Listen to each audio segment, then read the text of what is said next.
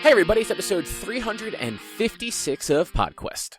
Hey. It's Wednesday, June 14th, 2021. I am Chris. With me is Druten. Hello. And Walnut. I am here. And it's E3 week. It is. We didn't have one of these weeks last year. We did not. And arguably, we still kind of don't this year. It's definitely different this year. Like, even from the standpoint of people that have never physically gone to the show and just see it from afar, like, it is very weird and different. Mm-hmm. The showcases as they were are definitely scaled back. So far, like, the only one that with any real substance, in my opinion, has been Microsoft. Yeah, I haven't seen them all. I didn't see any of today's. We're recording on, I think you already said on Monday. And so I haven't watched any of Monday's yet. And yet, Gearbox was entertaining, but didn't really have a lot. And for the most part, everything else, just like, they showed us a few things, and then Xbox was like, non-stop for an hour and a half. Here's shit. Yeah, Xbox felt more like their usual thing. It was just, you know, pre-recorded and everything. Like, they weren't in like a live studio or a live setting, I should say. But even like Gearbox was entertaining because it was kind of a train wreck. Like, it was just Randy Pitchford, like, being sort of awkward with, like, celebrities. Like, it very much felt like, yeah, guys, like, I make video games, but now I know all these celebrities. So it was a 30-minute thing, and that's maybe only a third of it. But still, not even. Like, it was, like, less than 10 minutes of it was that. The rest was this silly, like, 80s style, like, intro video or something like that. That, like, they even made fun of, like, because they called it the Gearbox University, which was established in 1990-something, 30 years after the video was made or something like that. I feel like that wasn't on the stream. I don't remember that from the actual stream at all. I mean, I watched Gearbox's video. Yeah, no, I'm not saying it didn't happen. I don't remember that as part of the stream at all. And I don't know if I just, like, spaced out during it or what. Because, again, like... Yeah. I don't like Gearbox, like, properties. Like, I don't like Borderlands, and that's really their only game. They're just now getting into publishing. So, like, there was nothing in that for me. I just kind of watched it because it was essentially. Yeah, I mean, don't get me wrong. Like, I'm not the biggest fan of Borderlands games. I like the lore of Borderlands. I more so just don't really like I'm kind of over a lot of the open world style in many games, and Borderlands is one of them. But, like, I do like Borderlands, and I do like the universe of Borderlands. And just some of the other stuff that they showed for this one was interesting. But we will get to that one. Yeah. So before we get into it, just a quick reminder for everybody. If you'd like to support us, you can do so by going to patreon.com/OneQuest, where you can, you know, like, help decide topics for the show and things like that. But yeah, so the first thing that happened as far as E3 is concerned this year, Summer Game Fest kicked off on Thursday. That was Thursday, right, Drew? Yeah. So that's Jeff Keighley's non-related E3. Like, it is not part of E3. Like, he broke off last year and decided to do his own thing after, like, 20 years of being affiliated with E3. And it was very much similar to, like, what he had last year, where it was developer interviews, trailers for games, you know, some world premiere voiceover, just like at the Game Awards. Before we get into what was shown there, he actually shared a thing on Twitter, Keighley, that is. I want to say it was on Saturday. Could have been Sunday, though. Where he got some sort of, like, notice from the ESA about co-streaming. So it was basically like, it wasn't like a threat or anything like that, but it was essentially a, hey, we're happy and it was a generalized email too. It was like, we're happy for people to co-stream. We had signups for this. Those signups filled up very quickly. We hope to have more next year. If you're doing this and you weren't, like, a verified co-streamer, like, you might get some sort of copyright strike against you. And it's like, fucking really? Like, that's how you're playing it? Because you figure, like, there are a lot of smaller streamers out there that were doing streams of, like, the different showcases and all. And realistically, they could have just gone to whatever platform they wanted to and just probably streamed their showcase, like Xbox or Ubisoft or what have you. But if they were just going with, like, the main E3 stream and then got that, like, that's kind of fucked. I mean, yeah, it is, but at the same time, like, they're also trying to get the clicks and the views, and so somebody's stealing those views. Like, it is. Or actually, what I'm gonna say is not really gonna make sense. I don't mind this as much as I mind, like, the whole, and you both are probably out of the loop with this, the whole, like, Jake Paul boxing shit. Oh yeah, no, that guy's just a huge douchebag, so. He people would pay for the pay-per-view, and then they would try to stream it, or even take clips and talk about it on their show the next day, and they sent cease and desists on them. That's his Yeah, right. well, that's also just kind of how that generally works. Yeah. Yeah, but, like, I mean, I get what, like, the stream, but, like, clips, like, here's just a quick, or, like, here's an image or whatever, and it's like, we're gonna find you the price of the stream for however many people have viewed this. So if it was like $50 and 500,000 people viewed it, it's 50 times 500,000. Yeah, but I think like the bigger issue here is like this has never been a problem in the past when they were doing live things. Even though like even when they started offering people a chance to just buy passes, like you never heard about them sending out notices to anybody about not streaming the content. Like it's only an issue now because they're not doing a live show, but also the ESA kind of sucks in every possible way. Like, they're the same organization that has regularly leaked press credentials. Mm-hmm. Like people's home addresses and shit. And phone numbers. And have not even apologized for it. So, like, fuck those guys, I guess. Also, fuck Jake Paul, because him and his brother are both total scumbags. That's beside the point, though. But yeah, so Summer Game Fest, bunch of stuff got shown. I think, for us, we only really had, we really only had one thing from there that was like, that we cared about, but there was another big thing shown there. So Drew, you and I were both actually kind of intrigued by the Metal Slug Tactics. Yeah, I mean, I love tactics games, and I've played a little bit of Metal Slug here and there. Yeah, it apparently has some roguelike elements too, is what I was reading. Yeah, I think it said that in the trailer, which, interesting, but... Yeah. The downside, it's a PC game. Like, it's coming to Steam first and only at the moment, which is a huge bummer for me. I forgot you guys had mentioned this, because I fucking love Metal Slug, and I love tactical games, so, like, these two just work. I kind of wish they would do, like, a Metal Slug RTS, but I don't really know how well that would work. But this is really cool. I forgot you had mentioned it, so I didn't get around to watching it. Yeah, it's a very cool... It had a very cool style. The music was really good. Mm-hmm. Like the whole aesthetic for it just looked like it's going to be super fun, as long as it's, like, made well. And, like, I'm super curious just to see more of it, even if I'll never actually get to play it. I mean, I wouldn't be shocked if this winds up on Switch. Yeah, I mean, I feel like it would make sense for it to end up somewhere, but it all depends on, like, if the developer actually wants to put any money into it to pay for it to go onto those platforms. Mm-hmm. Because, like... Yeah, I can see it going on Switch at minimum, sure.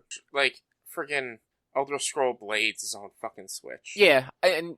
I mean, that's coming from... I don't know. I actually don't know who is directly responsible for Metal Slug. Is it SNK? Yeah. So, like, SNK is not Bethesda when it comes to money and resources.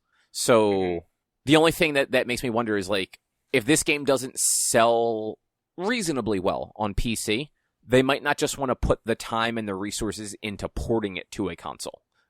Even Switch, because if the team doesn't already have access to dev kits for it, they would need to purchase the dev kits. They would have to go through the work of porting it and making it run on those platforms. And then they'd have to pay to get it certified to release on those platforms. Mm-hmm. Mm-hmm. Well, I mean, .mu is doing the publishing for it. Okay, so... And they put their shit out kind of everywhere. Yeah, that is true. So there's a chance for it, at least. Like, it's not completely unforeseeable. Yeah. But, you know, I guess we'll see. At the very least, one or both of you will be able to play it. Yeah. I mean, I will have a PC. If I don't get what I'm looking at right now, I'll have one by the end of... Yeah, like, I've been thinking about getting a PC more and more, but, like, not for playing games.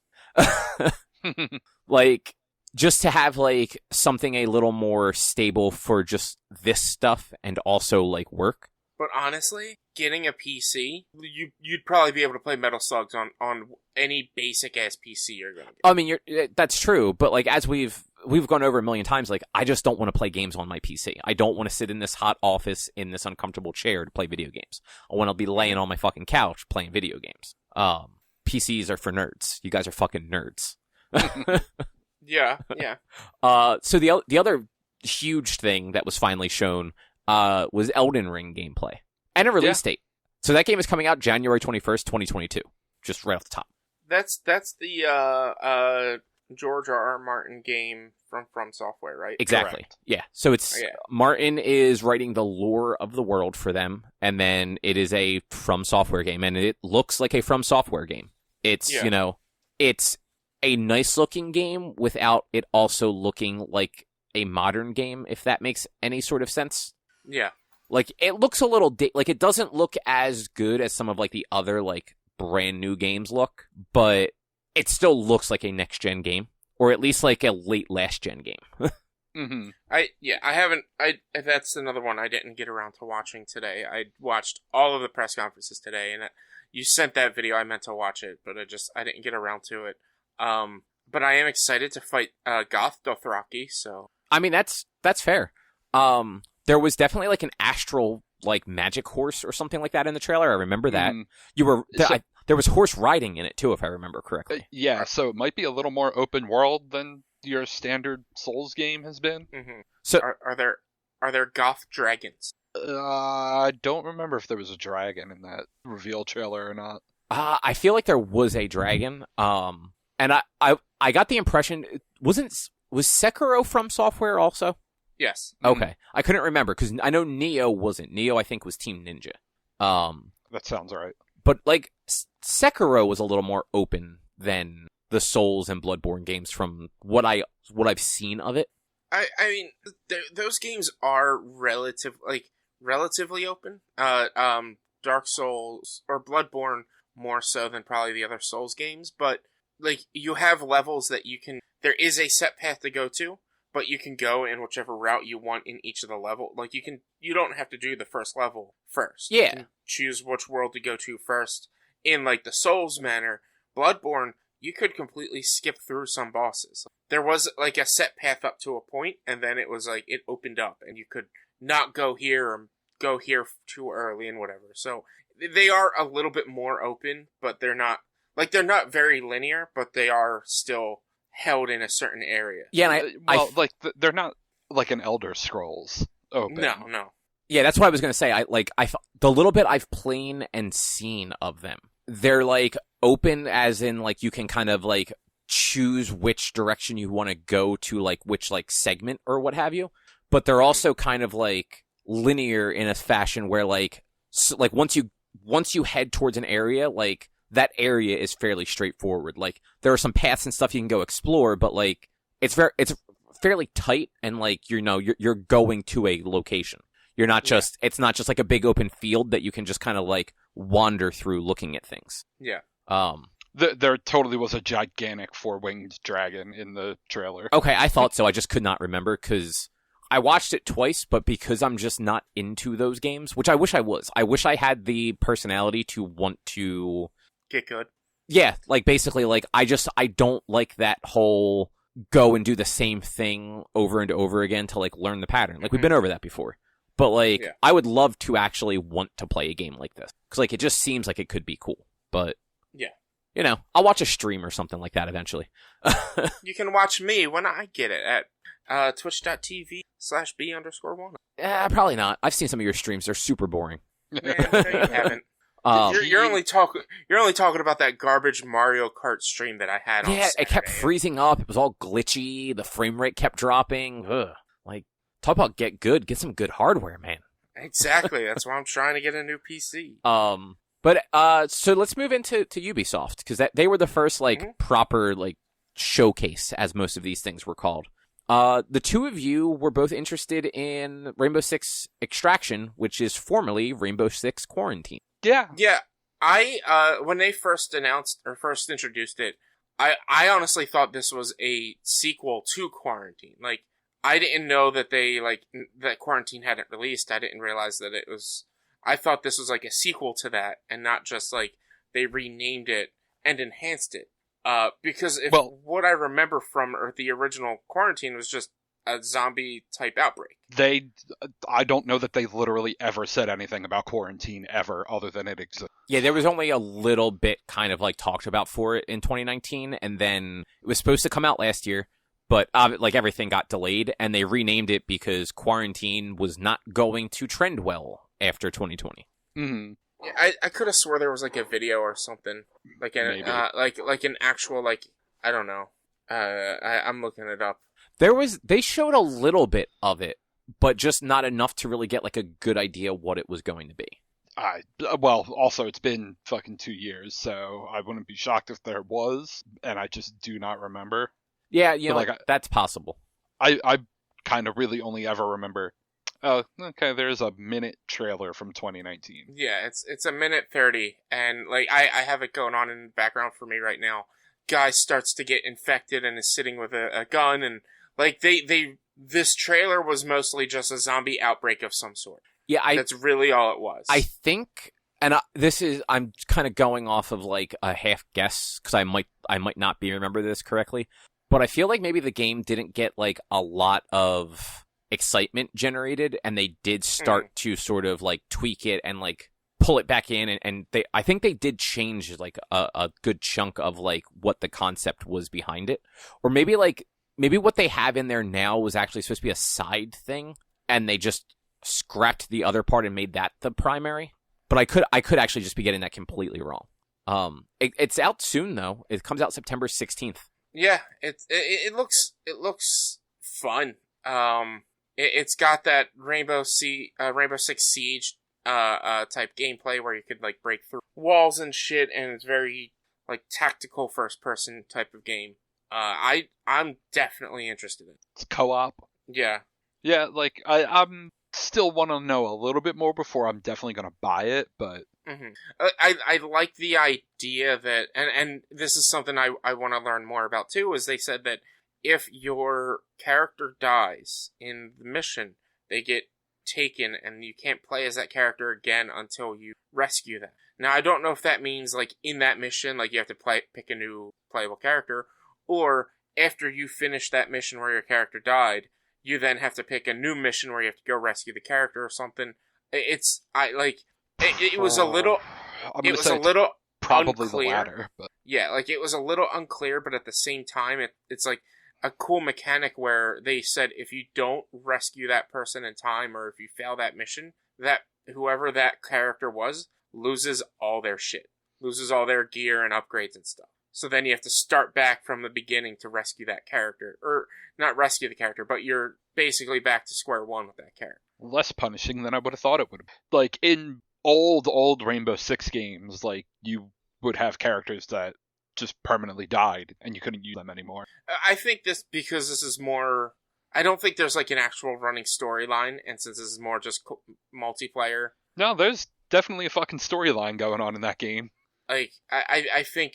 Did you not watch the trailer? They're talking about like doing like in the gameplay trailer they showed you going and like having to tag things for research for them to study, and then because I feel like this game is going to just generally be you and your friends get together, do missions. There might not like you jump in and this mission is these 3 tasks. You start with just doing the research, then you get to the quarantine zone, check your gear and shit, and then you do the next mission, get to the next zone, check your gear and shit, and then you can either leave, or you can do the 3rd mission, which is harder. And it's basically just a horde at that point. Like, that's what I got from that.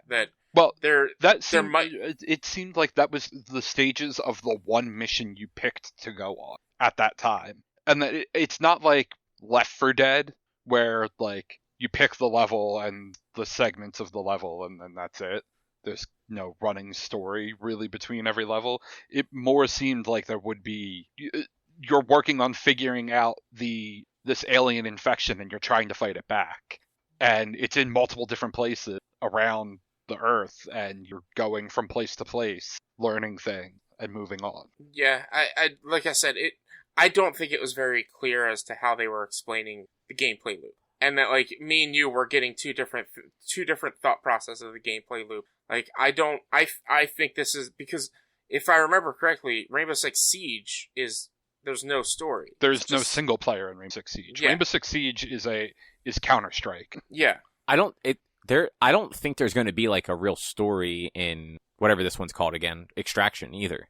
Like I think it's going to be like that implied story, kind of like Siege is.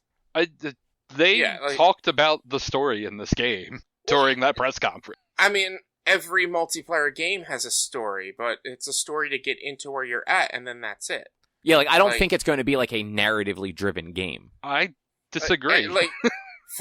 Fortnite and what's that other game? Apex Legends has a story, but there's like you're not progressing the story as you play. You're just playing. But those things have stories that don't progress.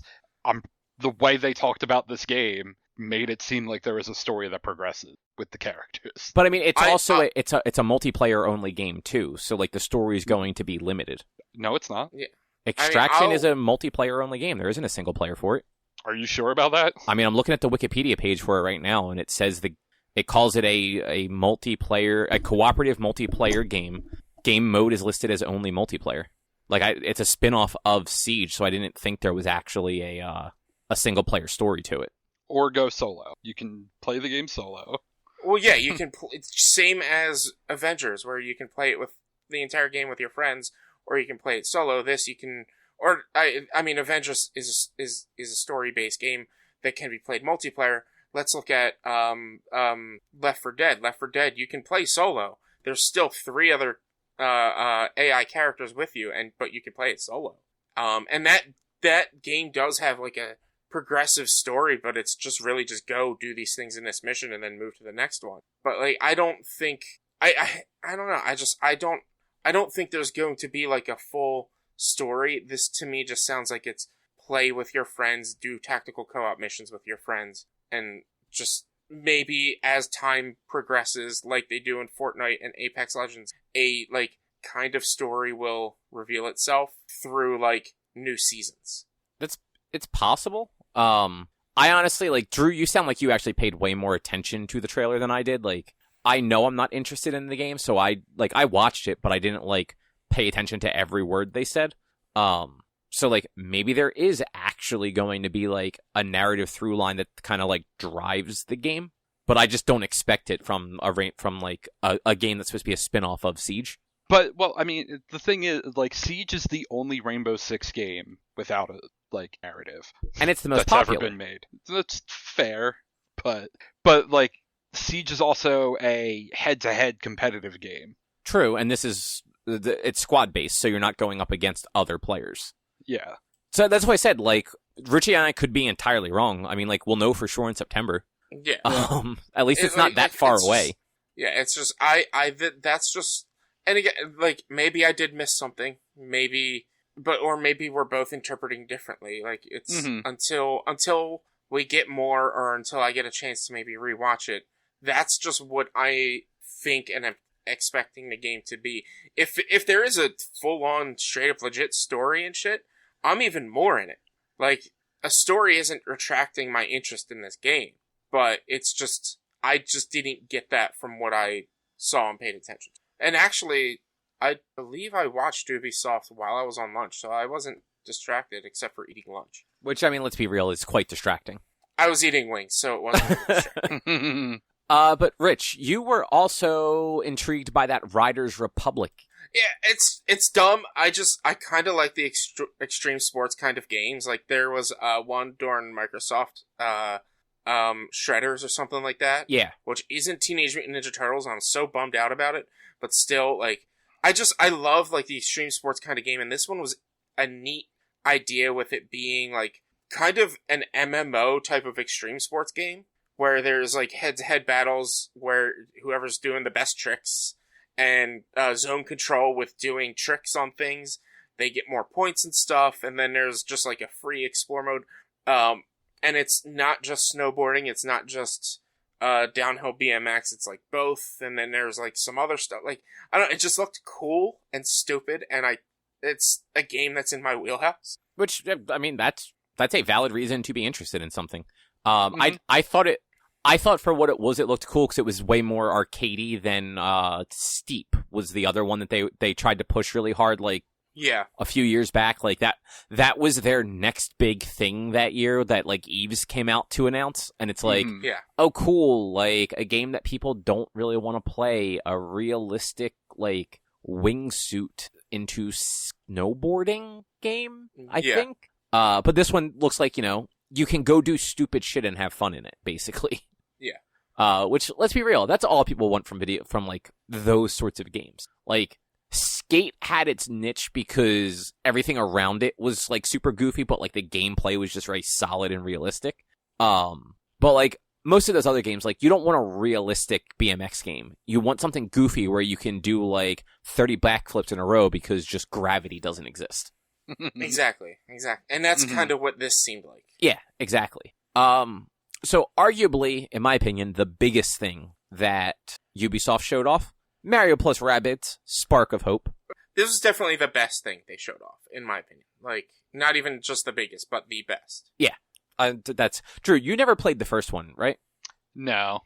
You'd probably like it. It's definitely an easy tactics game, but like it's a charming tactics game nonetheless.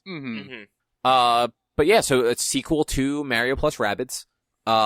Same goofy premise of Rabbids that look like Mario characters teaming up with actual Mario characters. It's got a more Mario Galaxy vibe. They're in a spaceship. There is a Rabbid Rosalina on the ship with them, and you get special powers from the quote sparks, which are Rabbids combined with the lumens, which the lumens are what you got during Mario Galaxy. I'm glad you remember what those things were called because I was just drawing a blank on it. Like Mario Galaxy is one of my top games overall, but it's such a great game. So I would definitely have. Yeah, because in my head I was like yesterday when I watched it, I'm like, oh, they're shines, and then I immediately went, no, shines are from fucking Sunshine. Yeah. I almost did call them shines. It took me a second to remember that they were, but like I also did just watch the stream 6-7 hours ago. Yeah, so. I watched it on Saturday, so it's been a little bit. It's due out in 2022. It looks like it's going to be good like the first one. It doesn't look like they've necessarily like changed up the gameplay. Like it's the same gameplay, which was solid before. So like no complaints. It's got the XCOM type gameplay, and it works. They said that there were going to be some secret characters coming for it that like they're not announcing yet. So maybe I don't think Bowser was in the original, so maybe we'll get a Bowser or a Rabbid Bowser or something. Yeah, I honestly don't remember. I think you're right though. The funny thing about this though, the little separate, Nintendo accidentally revealed this ahead of the Ubisoft stream. They it was accidentally like went live on the eShop. Like with the trailer, the name, like pre-order. I think it went live for pre-order on the eShop, like very briefly, but long enough that like people got a hold of it and were like sharing like screenshots and stuff like that. Yeah. And like a couple hours before the Ubisoft event too. Like it wasn't like a one that we'll talk about later that was just like 30 minutes prior. Yeah. It's not. I don't think that's as bad as the one we're going to talk about later. I think that's just like maybe. Like, Nintendo's just like, just put it up. Or it was definitely a mistake because they quickly took it down again afterwards, but no, the other one was definitely a bigger blunder. Oh, yeah. I don't think either of you guys give a fuck about this one, but they showed in their little TV section that there's going to be a movie for Werewolf Within, and it actually looks like it's pretty funny, and I was watching the Waypoint stream a little bit, and Patrick Klepek apparently got to see it already, and said it was actually really good. One of the creators, Josh Rubin, he's on College Humor. He's on their Dropout shows. He's so funny that like when I saw that he was on there, I was like, I gotta see this. Yeah, I guess so. It's based on like Ubisoft has a game called Werewolf Within, which I believe is based off of like the werewolf like tabletop game, like the social deductive game. Okay. And apparently, like they basically scripted the movie by like inadvertently playing the like werewolf like the tabletop game. And that is apparently a scene in the movie, is them essentially sitting around the table, like, playing the game. Like, trying to figure out who, like, the monster is. Which I thought was kind of funny. That's awesome. But yeah, so it's going to be in theaters later this month, and then like the first week of July, it'll be available on video on demand. So cool. Yeah, that's kind of cool. At least it's available everywhere on like Mythic Quest on fucking Apple. Yeah, I mean that's Apple paid for it, so Apple gets it. Yeah, I want to watch that show so bad. Yeah, same. Like that show looks really good. Also, turn off your notifications. They keep making me think my phone's going off. I don't know why people are texting me. Just throw your phone across the room. You don't need it right now. It's a family group chat going on. I'm like, what the fuck are we talking about right now? Man, yeah. We talked about the thing we talked about 3 days ago. Why are we talking about it again? That's why you don't have family group chats. They lead to nothing but disaster. Mm-hmm. Yeah. So the last thing that Ubisoft showed, I think this was the very last thing at least. It was. Was Avatar: Frontiers of Pandora, because everybody wants a fucking James Cameron Avatar game. I personally did not hate the Avatar movie. And you actually watched it relatively recently, right? No, I haven't watched it in forever. Like, I thought you watched it like a couple years ago. I mean, maybe. Like, that's not recently, though. Like, when did Avatar come out? 2009. I haven't seen it Yeah. since 2009. So if you've seen it in the last 3 years, you've seen it recently. No, I don't think it's... unless, like, it was on TV at my parents' house or something. But, like, no, like, I haven't watched it in a while. And, honestly, when I saw it in theaters, I didn't go see it in, like, the super 3D... like, I saw it just normal. So I didn't, like, experience the groundbreaking technology. And I was just like, this is... Yeah, it's a ripoff of Pocahontas. But, like, this is a fine... It's a ripoff of Fern Gully.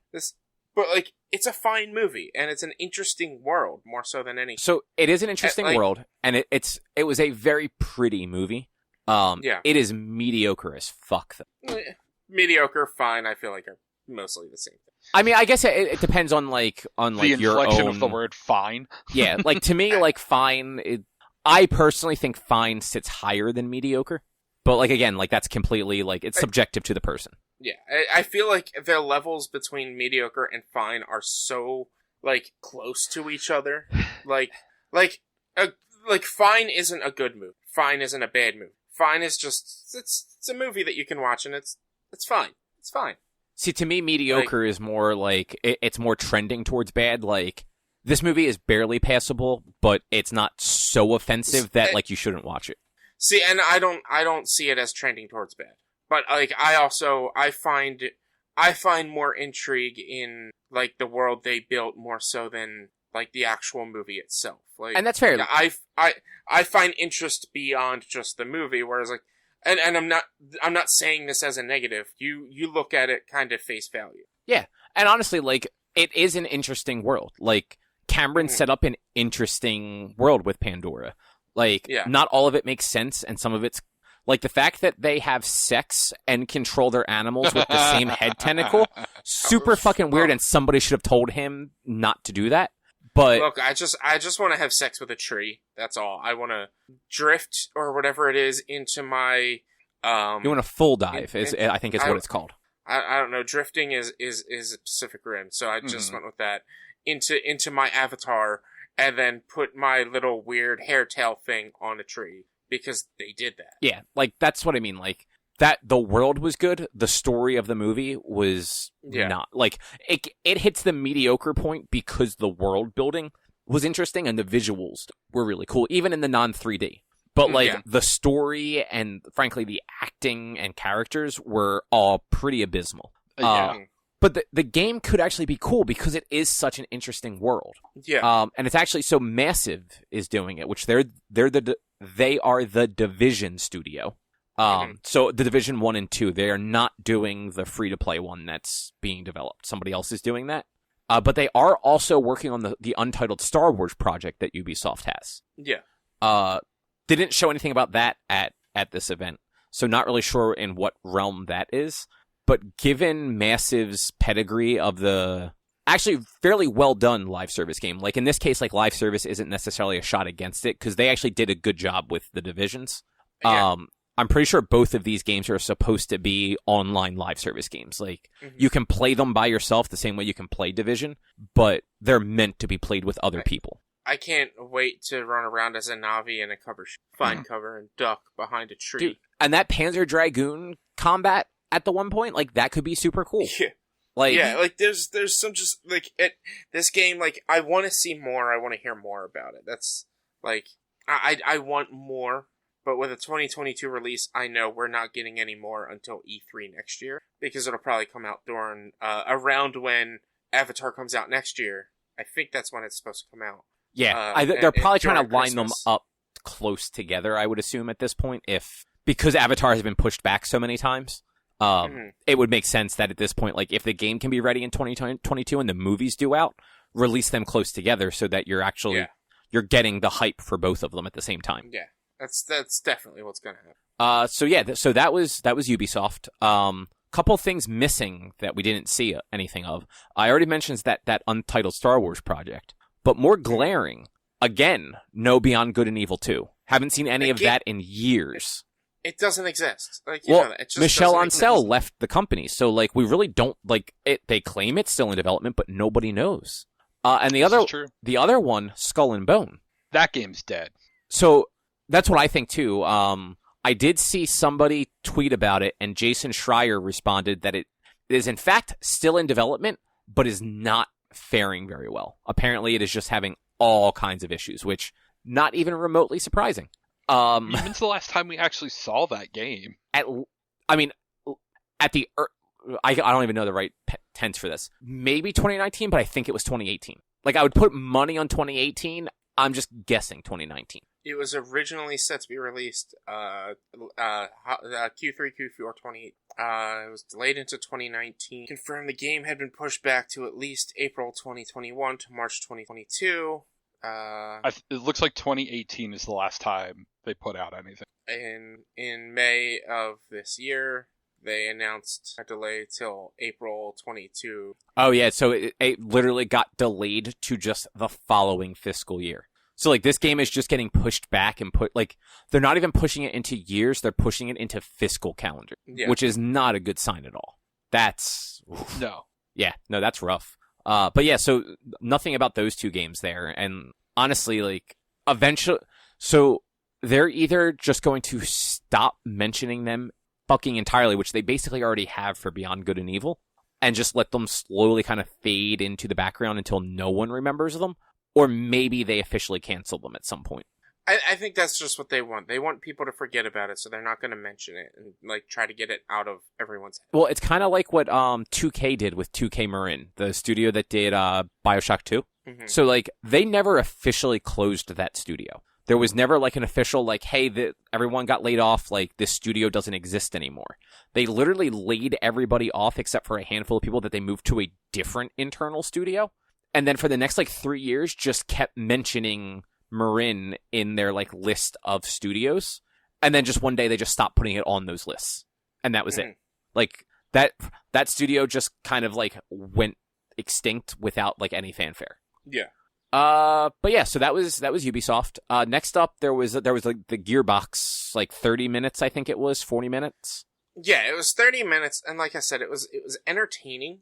They talked about some of the Borderlands movie. I thought it was funny that the girl who's playing Tiny Tina, she happened to be, like, in camera view, but they didn't want to reveal what she looked like, so they blurred her out and put just a still of video game Tiny Tina over top of her. And honestly, they did that with, like, they didn't do the blur like that with everybody, but anytime they were talking about the actors, they were just showing silhouette images, rather, like, than showing them in any sort of costume. And then at one point they would show the video game version and like underneath be like, this is not the movie version of the character. Yeah, which I like, it was funny tongue in cheek, but also like, you know, whatever. Yeah. It's a Borderlands movie. Like, unfortunately it's a video game movie. It's probably not going to do all that well. I mean, maybe not, but, and like this doesn't really mean much, but the people who started this are the people who started basically the Marvel Cinematic Universe. So, like, they're hoping to bring it into, like, more of, it's not a video game movie, it's a sci-fi movie, is what they were explaining in the thing. Like I said, Borderlands the game I'm kind of over, but I do like Borderlands the lore and everything. Yeah, it's an interesting world. It definitely is. Speaking of the Borderlands world, you were actually kind of into the Tiny Tina's Wonderland. Yeah, it's its own thing this time. It's not like an expansion to Borderlands 3, and it's just... it's pretty much her playing. It's like her D&D campaign, but I guess you're playing along like how it was in the I can't remember what it was called for Borderlands 2. Yeah, I honestly but don't know. I think I have it, but I never got around to playing it because Borderlands 2 just wore me out. Like I said, I'm over Borderlands game, but like this, I like because I love D&D. I'm willing to like give it a shot when it comes out. So it is still apparently Borderlands gameplay. Like it's not like it's a different style of game. Yeah. A little. They are making some tweaks to it. Like you're going to have spell casting, and it's not just exclusively going to be guns. Mm-hmm. Okay, like I was just reading off of their site, and like a news article, not their site, about it, and it said that it was Borderlands gameplay, and I don't know Borderlands gameplay enough to know like what changes there would be. I mean, generally, it's going to be mostly the same. Like you're getting random loot drop guns, but it sounds like there's going to be maybe more than just the like 1 or 2 abilities per character that you kind of get in the Borderlands games. Like I thought it'd be pretty cool if like it became more of like an RPG style. Well, and I do believe you're completely customizing your character. You're not just picking one of 3 or 4 or 5 classes that you or predetermined characters that you can change how they look a little bit. It seems way more customizable this time. They said that all the characters you're meeting are all brand new characters in this, and so it's like it's its own thing, which is nice. Like it is in the Borderlands world, and it is like Borderlands, but it's not Borderlands because it's like it's a world within a world.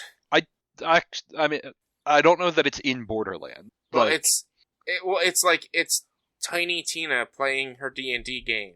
So your character is playing a D&D game in the Borderlands world in a different world. So in the Tiny Tina DLC for Borderlands 2, it is way more explicitly that, and like outside of the game universe gets referenced. I don't know that that's going to be the case for this. Mm-hmm. But like we'll have to see. But I love Tiny Tina as a character, and I love Ashley Birch. So give her more work. So I was all about that. Was there any? And did you guys have anything else from Gearbox? Because I also had their another game from them. Yeah, the only other game that is on our list is Tribes of Midgard, because frankly, like there was nothing that interested me at Gearbox. Mm-hmm. Like they're just not my sort of studio. Yeah, I honestly think Jordan, you might like Tribes of Midgard. I don't know if you watched it. I didn't. It's like a top-down isometric type gameplay style where you're playing as like kind of Vikings during like I mean it's like you're Vikings, you're protecting the Yggdrasil seed, and so you end up having like to do some base building and stuff, but it's all isometric top-down style. And I think it's supposed to be a co-op survival game. It's co-op survival. Like I don't think I've seen any sort of survival game like this. But you have to go out, collect supplies, go defend things. The gameplay loop is basically every night enemies attack. So you have to defend your base from the enemies attacking every night, and every X amount of nights, a giant will attack. So like it's a similar gameplay loop to games I've talked about, like 7 Days to Die, where during the day you go out, you gather supplies, you explore, you get things to upgrade your armory and equipment in your base. Then at night you defend your base. And then during the day you go back out again, and then after 7 days, you have a big horde, or in this portion you have a giant fucking giant that you have to kill. Yeah, I was just pulled up the trailer, and it looks interesting. Yeah, and I think there's like, they have some like pseudo-magical abilities. I think they said there's 12 different classes to play as. Okay. It's a interesting take on, it's essentially like a Diablo-esque survival game. The way I was. Yeah, like, it definitely looks like a Diablo-like. Yeah. I wonder. I doubt. It doesn't look like they're going to take some of the survival aspects of most of the survival games, where it's like water and food have to be managed. If they do that, I wouldn't have a problem with that. That's a survival game, and like if you're playing a survival game that doesn't have that sort of management, then it's not a survival game. But it looks really fun, and the art style looks really cool. Yeah, and it comes out soon. Torn on the art style, personally. Like, What'd you say? I'm torn on the art style. Like you like it but don't like it? Some of it looks alright, some of it looks way too cheesy. Like, yeah. And then there's... Go ahead. No, I had one other thing to say about it, but I can't think now. Well, it comes out July 27th, so it's not too far away. It's a PlayStation Steam game, so can kind of play it anywhere, PS4, PS5, and Steam. Yeah, I don't know if they had mentioned if there was going to be crossplay or anything. Hopefully they throw that in there, but probably. I wouldn't count on that. Though, like, if it does well enough, 2K may put the money in it to let that happen, because apparently it's really just a matter of bribing Sony enough money. Sorry. You're paying them. You're not bribing them. Enough money to allow crossplay to just be turned on. Yeah. Because it's just a little toggle from what we've learned in the past from Epic. It is. It shouldn't be that hard to just have it. But so the next up is the big one. This is the one, like we said, kind of at the top, that actually made it. It felt like E3. Microsoft and Bethesda. Yeah, they had a really good show. Like there's a lot of games they showed, and I wasn't really bored throughout any of their showcases. Yeah, a lot of games that were not announced previously. A lot of games that aren't coming out until late next year. Yeah, next year and the other thing is, like, they showed off like a good deal of exclusives or launch exclusives or fucking just games that are going to Game Pass at launch. Out of I believe I was told, let me find the message again. I have to look it up. I would want to verify this, but someone had said to me that out of the 30 games they showed, 28 are going to Game Pass day of release. It was something like that. Phil actually made that comment near the end when he came out. Yeah. Mm-hmm. So like that's like this showcase was just a ad for fucking get Games Pass. Like, if you have a PC or a Microsoft system that can play these games, just get Games Pass. Yeah, and like, the nice thing with Game Pass is, you play it at launch. There's a chance that game will eventually come off of Game Pass. Like, things don't stay on there forever. It's like just like fucking Netflix. But while it is, they tell you ahead of time if a game is leaving Game Pass. Like, there's a whole section for it in the app and all. Yeah. When you're subscribed, you get a discount on purchasing those games. I don't know if it's a set percentage or not, but still, like, let's say you buy Starfield on Game Pass, or you play Starfield on Game Pass, I should say, and you really like it and you want to have it forever because it's a 3,000 hour long game. You buy it at a discount instead of it being 60 or 70 or whatever. Maybe it's 20% off of that. Yeah, and like there's definitely games that I'm going to purchase for PC when they come out, like Back 4 Blood, but that game's also going to be available on Game Pass. So if they announce that Back 4 Blood, for instance, will have cross-playability between Microsoft and Steam, then you know what? Maybe I won't buy it right away. Maybe I'll try it out first instead of buying it. Because like I know the people I'm going to be playing with are going to be getting it for Steam and not through Game Pass. Yeah, and I mean, not that you're going to get an Xbox, but the nice thing is, too, like, being Microsoft, it's probably going to have cross-play. Yeah. But I guess let's get started with the actual games here. Starfield was actually shown, kind of. That there was no real gameplay or anything shown, but like they showed a video. But it was like a minute and a half of in-engine. It looked like it was in-engine. I think they'd said in-engine, but it looked a little too good for a Bethesda Studios game. If like that sandwich looked a lot like a sandwich. I mean, this game's been in the making for like 12 fucking years. It better look like fucking sandwich. Well, I mean, that's all the more reason why you wouldn't expect it to look that good, because it has been in development for so long.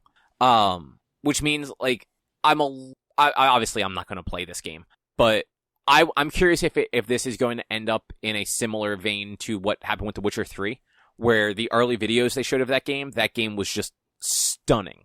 And then when it actually came back out, like, it still looked good, but it looked far less stunning than those original videos did, because they had to, they had to rein their shit in, or they wouldn't have been able to get it done. Yeah. But they are touting this as like the creative or creation engine 2, like whatever their internal engine is that is buggy and a fucking disaster for most of their games. I guess this is the new version of it. So maybe it will be less buggy and look prettier. Yeah. Who knows? We'll see. We've got a year and a half before it comes out. Yep, 11/11/22.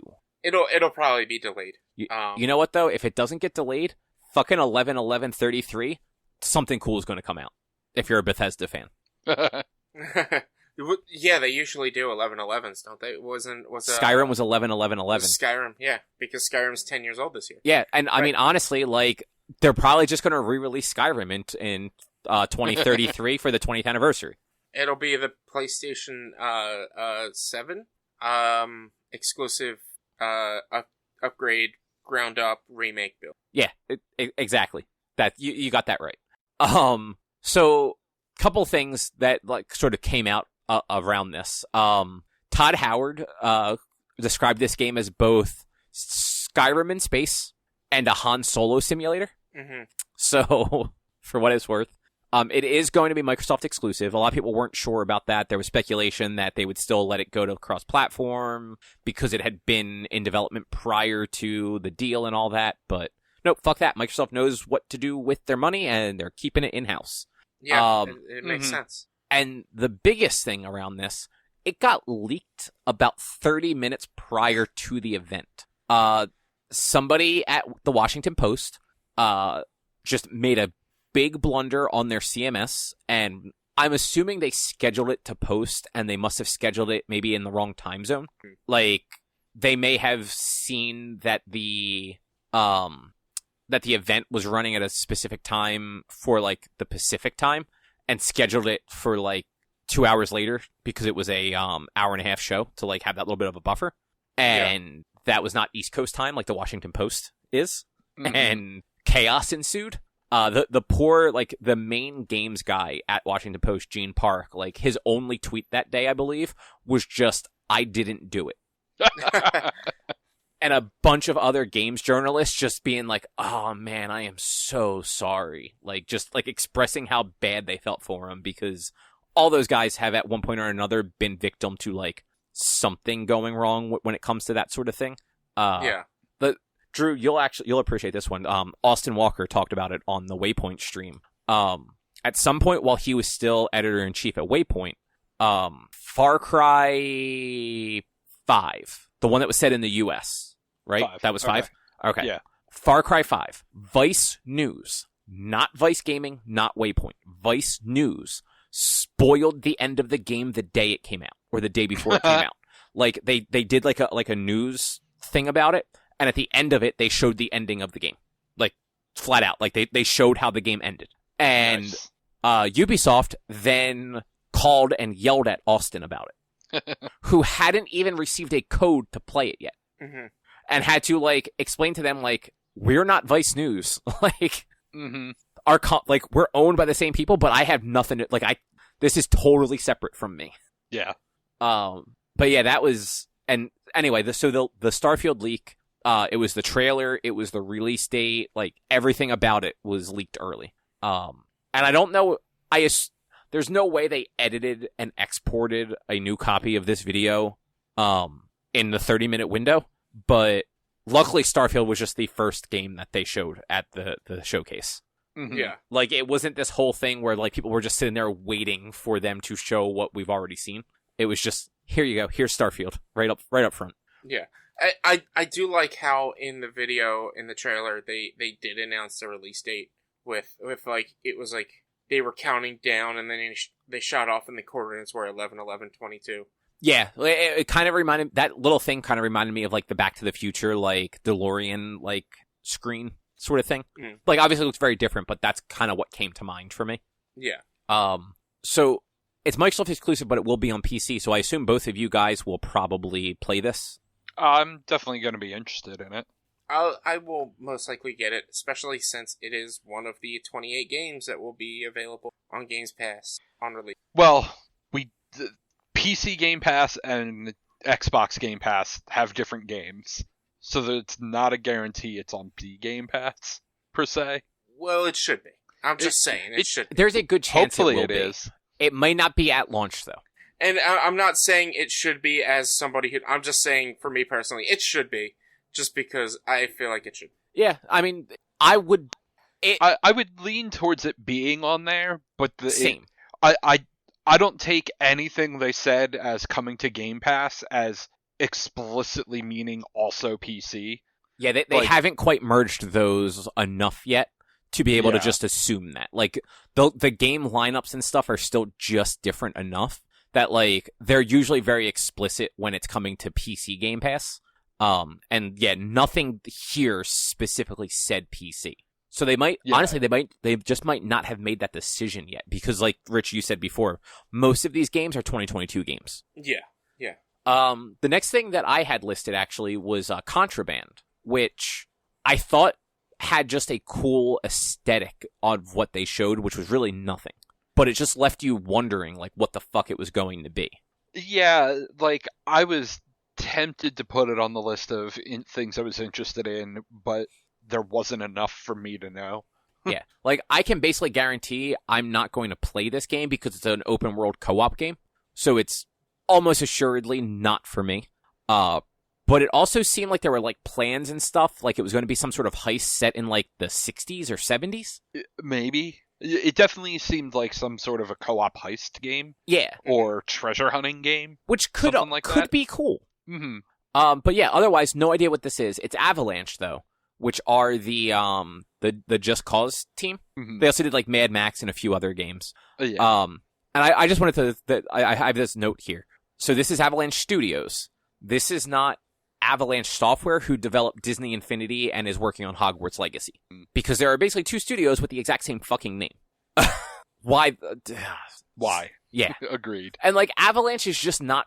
I'm sorry, Avalanche is not a good name. It's not a good studio name. Yeah. This is super quick. I just want to throw out there, Yakuza Like a Dragon. It's on Game Pass now. If you have a Game Pass and you haven't played Yakuza Like a Dragon, go fucking play Yakuza Like a Dragon. Or just go watch the trailer that they showed that for it coming to Game Pass, and that will make you want to go play it, because what a fucking trailer. Dude, that trailer was fucking bonkers. That's the game. That's not even them having to go out of their way to find crazy shit. That is the whole fucking game. Like, you know the scene where where, like, it shows, like, Ichiban, the main character, standing in the room with all the grown men in diapers and, like, the woman in, like, the weird nurse's outfit? I wasn't paying. It was a quick trailer. Like, it had a lot in the trailer, so I don't think I recognized that or noticed that. So there's a side quest in that game where you help a dude. Basically, a guy gets beat up for his baby formula, for his newborn child at home, and you help him get new formula, and you find out that the person who stole it because his boss needed formula, because his boss is one of those people who likes to dress up like a baby and get treated like a baby.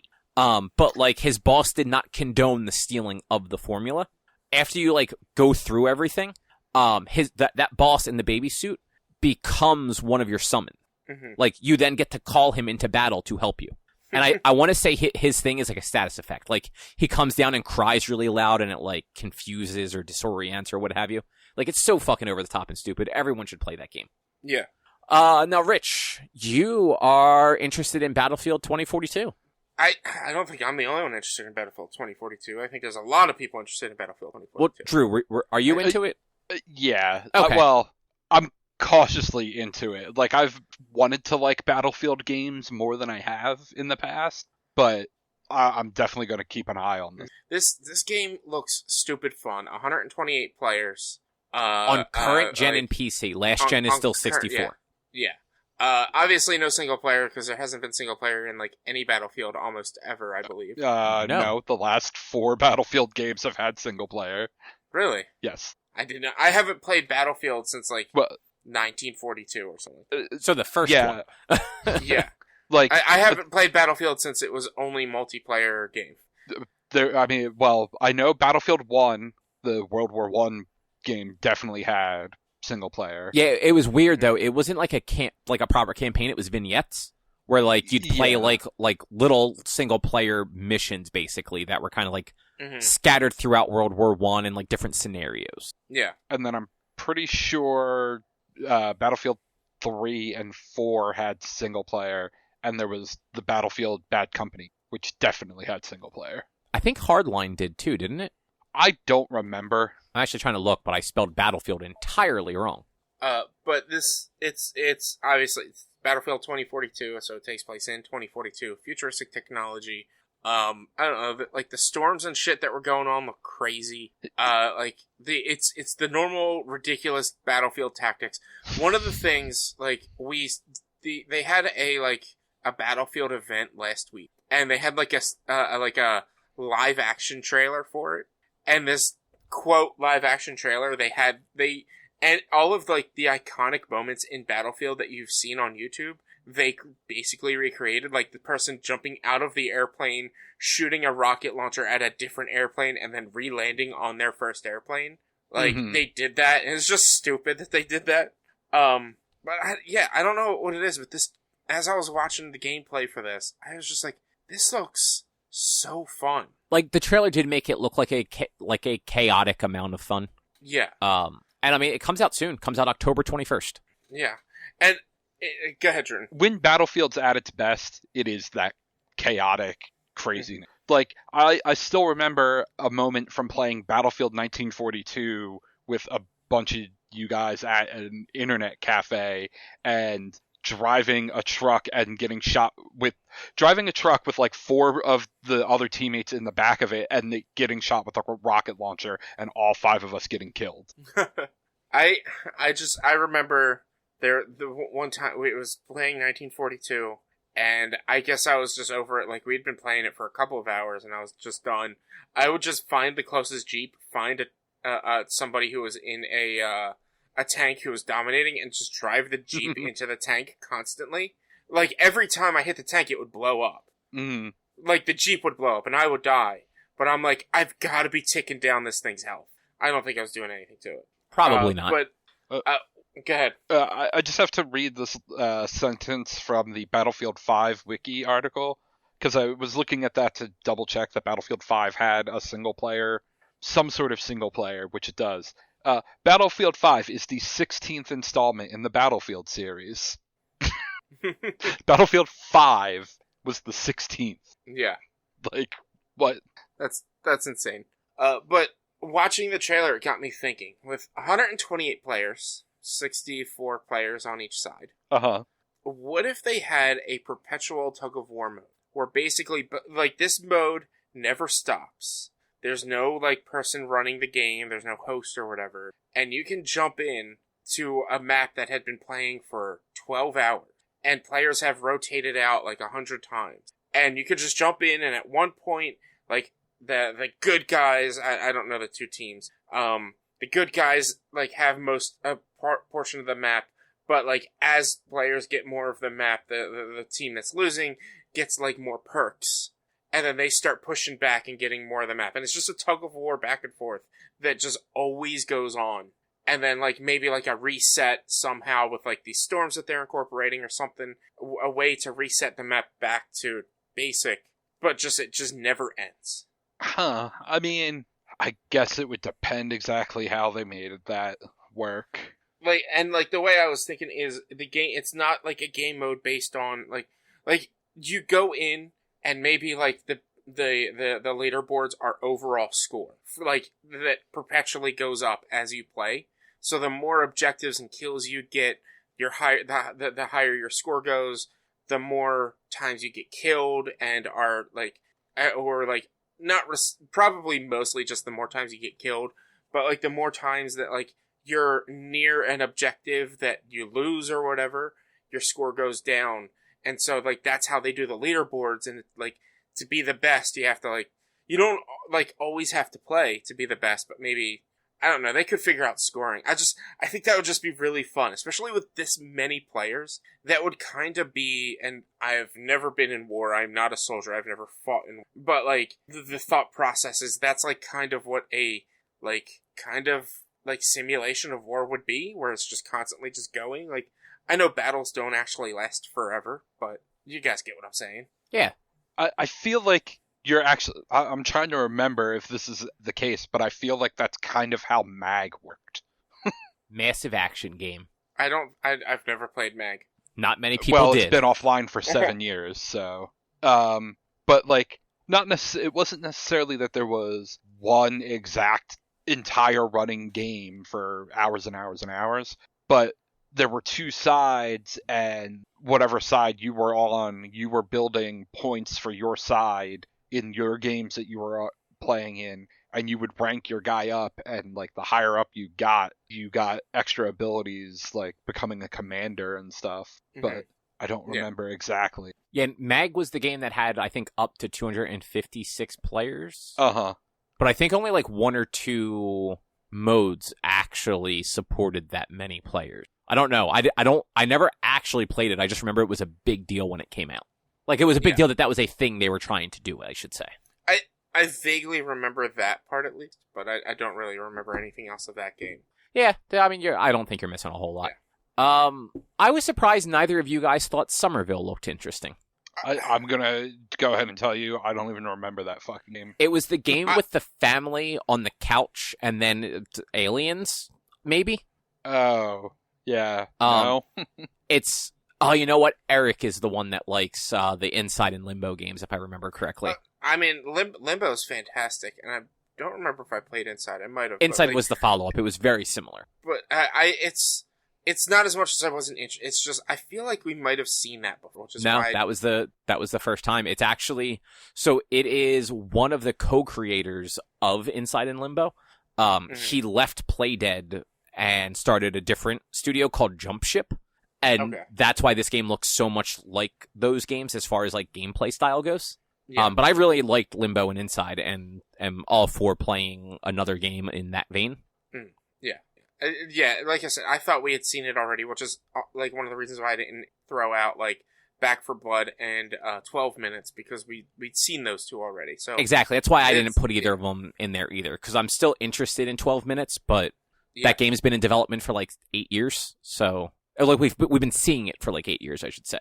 But, like, Somerville, I was like, this is interesting, but, like, I kind of lost, like, focus when that came on. Like, it's not that it was bad or anything, it's just, I was like, okay, I mean, this is interesting, but it's, like, I don't think I ever played full price for Limbo, and, like, I don't think this would be a game that I would push myself to get right away, but it is something that I would. Yeah, that seems fair. So... Halo Infinite was re-revealed, I guess you could say. Yeah. Like, visually, I think it looked a little bit better than what they showed off last year, but they didn't show us the same views, so it's hard to really tell. Yeah. Like, they showed us a completely different scene of Master Chief sort of, like, floating through space and using a grappling hook and being cool in Zero-G, which, that whole scene looked really neat, but I'm curious what, like... an on-planet kind of confrontation would look like after what they showed us last year. Yeah. I don't remember if it was I feel like this was announced, but we just didn't really talk about it. Multiplayer is going to be free to play.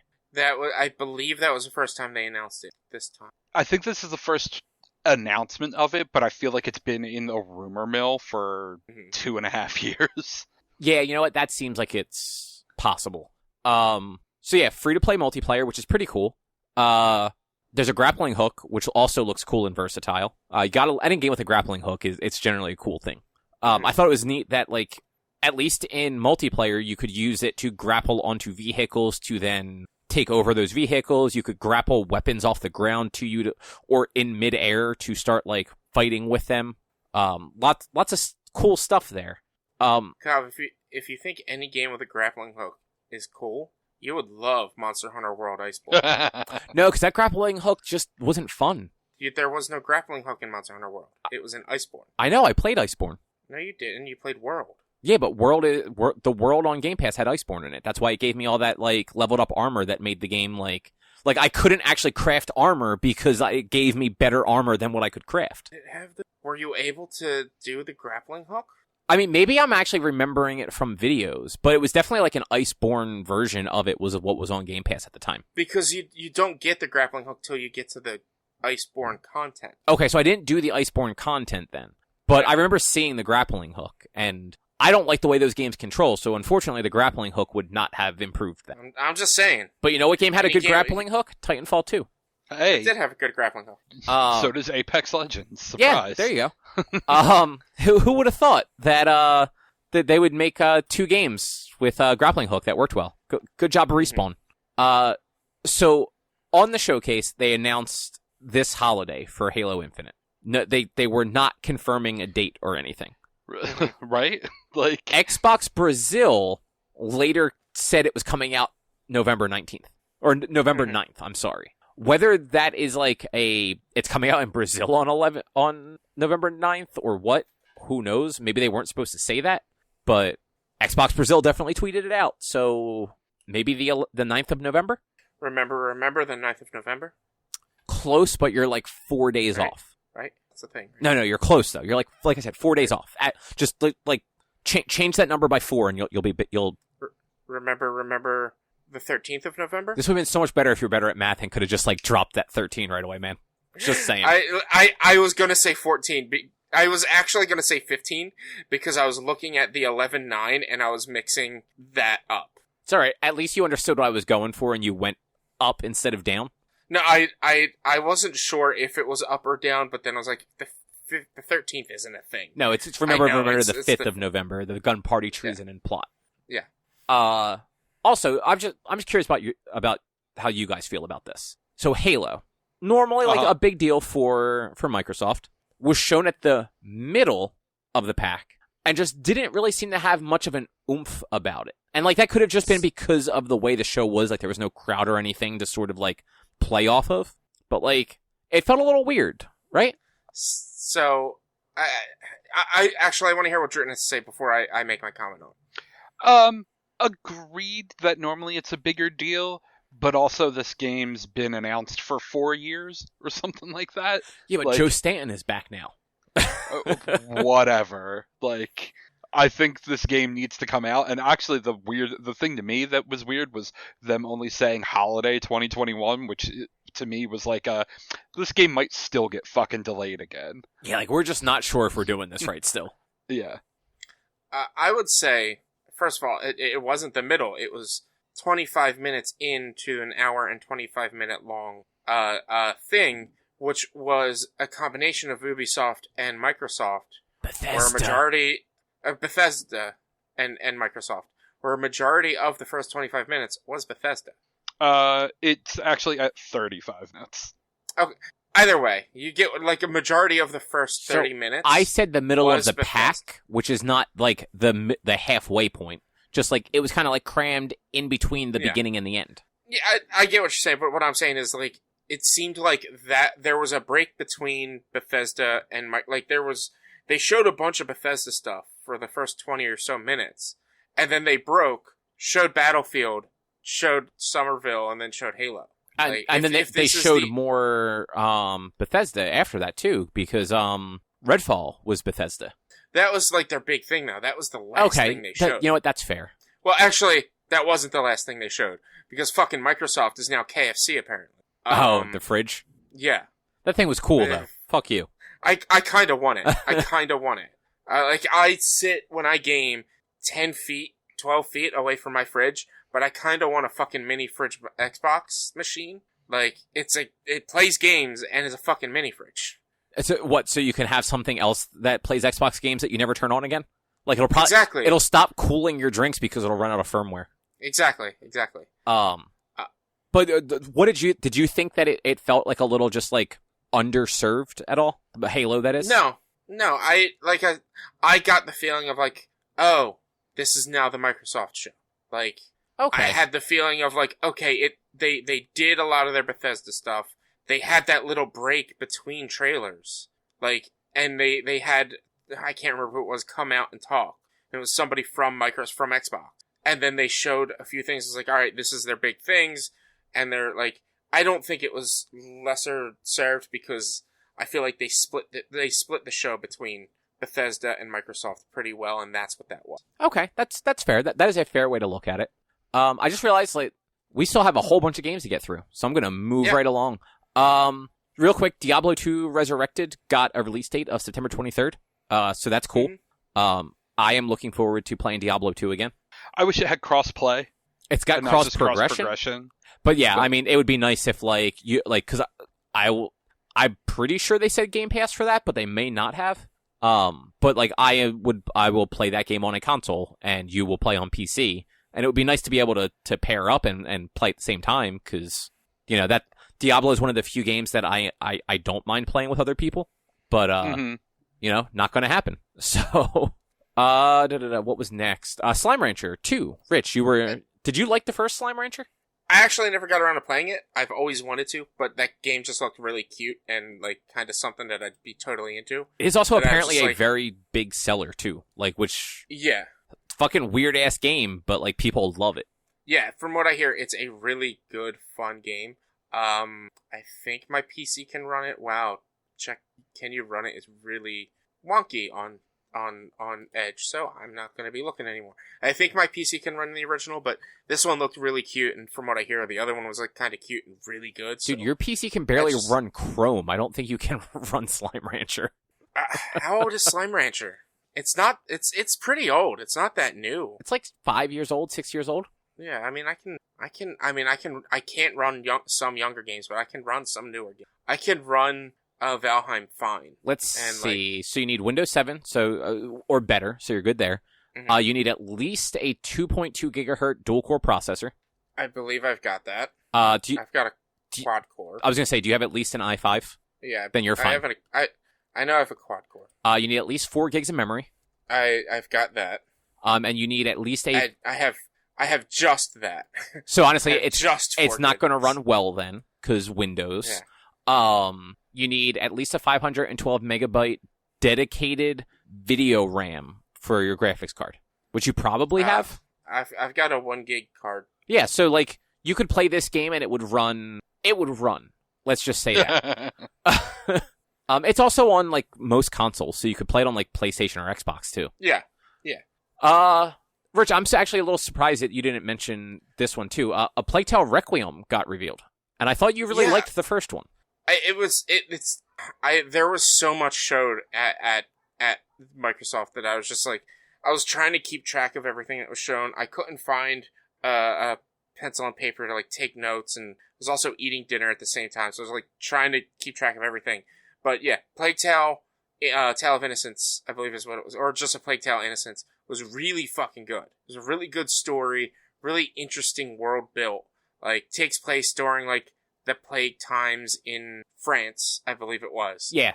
And it's just so good. And this, like, I was like, oh, this is going to get pretty intense. But, like, there were some parts that I was just, like, not fully down with. But, like, it is interesting. And I think this looks really good. And the new trailer with that fucking tidal wave of rats that you don't even realize are rats at first unless you're familiar with the game was just fucking insane. Which I was familiar with the game. I was like, that's when, like, they started the little dialogue, and I had been told that, like, they announced a sequel to it yesterday, so, like, I wasn't surprised, but, like, they started the dialogue, and then once it was the rats, I was like, oh, that's what this is. Oh, jeez. And, like, I get it, the gist of what the story's going to be based on the trailer, and, like, I'm just like, this is gonna be interesting. Yeah, no, I never played the first one, but it was one of those games where I kept seeing it and wanting to play it, and I might kind of like bump that up the list a little closer to when Requiem comes out, because it's perpetually on Game Pass. Yeah, so it's constantly on sale. So if it's not on Game Pass by then, I got it on sale for more than half off, and that was like pretty soon after the game came out. Like, it wasn't too far after the game came out. Like, and the game won like so many awards too. Yeah, it definitely was a good game. Mm-hmm. So we all thought Replaced looked cool. I just loved the art style. Like, I was like, I don't really know what else this is, but this looks really fucking cool. Mm-hmm. Yeah, I think this actually was the only game that all three of us listed. Mm-hmm. And yeah, it had that very cool like pixel art, but with like modern like lighting and rendering and stuff going on. Mm-hmm. Like, I don't really know how else to describe it, but it was very cool looking. And even like the combat looked like it, like the way it flowed and all just looked very cool. Yeah. I don't really know what else about this game there was, but like it just looked really cool. Mm-hmm. Yeah, that was it for me. Like, it looks cool. It kind of reminds me a little of Dead Cells, but I see that a little bit, yeah. Like cyberpunky Dead Cells. Yeah, I definitely see that in there. Mm-hmm. And it's due out in 2022, like most of these games. So we will see. Yeah. And then Drew, you had the Ascent listed, which I totally fucking just spaced out on. Like, I don't remember seeing this game at all. Yeah, it was actually kind of like right around there, the presentation. Yeah, no, But it's this is like in four- order of the presentation. Yeah, it's a 4-player co-op isometric shooter. Trying to think of a game that's kind of like that, but really can't think of one. But I don't know. It had it was another game that had a pretty cool art style, and I was like, that gameplay looks kind of interesting. I'd be willing to try that out. Yeah, and I mean, it comes out soon, July 29th. It is going to be a Game Pass game. So, like, I feel like that game, I know we were talking about, like, whether, like, Starfield would be Game Pass and stuff like that. I feel like that game actually probably has a good chance of being PC Game Pass and console Game Pass at the same time. Mm-hmm. So, like, you might be able to just try it out for, assuming you haven't ever used the trial yet, you can probably sign up for, like, the trial of Game Pass for $1. I was looking at it, and right now it's 3 months for $1. Mm-hmm. Like for PC, it's 3 months for $1 and $10 a month after that. Yeah, like the PC only Game Pass is actually it is a better deal than the console Game Pass, but only because it's $5 cheaper. Also, I gotta verify, 3 months for $1 a month, not 3 months for $1. 3 months for $1 a month. Which, I mean, that is still an awesome deal. Yeah, absolutely. And they do that a lot. They do it for the console or for the Game Pass Ultimate a lot too. Like if you haven't had it before, you can usually get that sort of deal. Mm-hmm. What was next? Okay, so the next one up, I actually didn't. I meant to actually put my initials next to this one too. But Rich, you mentioned that you were into the Eiyuden Chronicles. I'm assuming I'm saying that correctly. Yeah, and that's again mostly for the art style. The art gave me like this whole like Tales of Symphonia type gameplay look, and with like the flat characters, the 3D worlds, and yeah, it was a 2.5D. It kind of it looked like it was trying to emulate like the Octopath style a little bit, though not quite as like impressively painted backgrounds. Yeah, and it looks really cool. I love that like kind of style of JRPG. That I was just like, these look very interesting. Yeah, and so it's 2 games. It's Eiyuden Chronicles, 100 Heroes, and Rising. 100 Heroes is due out in 2022, and Rising is due out in 2023. They're apparently going to be slightly different gameplay styles. From what I was reading and hearing, Rising might be a little more action-oriented. That's what it looked like. Yeah, but so these are spiritual successors to Suikoden. It's actually 2 of the game's creators kickstarted these games. Yeah. So it's kind of in the vein of like the Bloodstained games that were also kickstarted, where like the main like Bloodstained Ritual of the Night got kickstarted, but one of the stretch goals was like a second game basically, which turned into Curse of the Moon. So in this case, it seems like Rising was like the stretch goal game. Yeah. But yeah, it looks really cool, and Xbox seems like they're trying to get some RPGs, like some JRPG-esque games on there with like the Yakuza games, particularly like a Dragon. Now this, like, you know, they're branching out, as you will. Yeah. What did you guys think of the Outer Worlds 2 trailer? I thought it was spectacular. It was a very funny jab at trailers. Exactly. That's why it was good. Yeah. It was.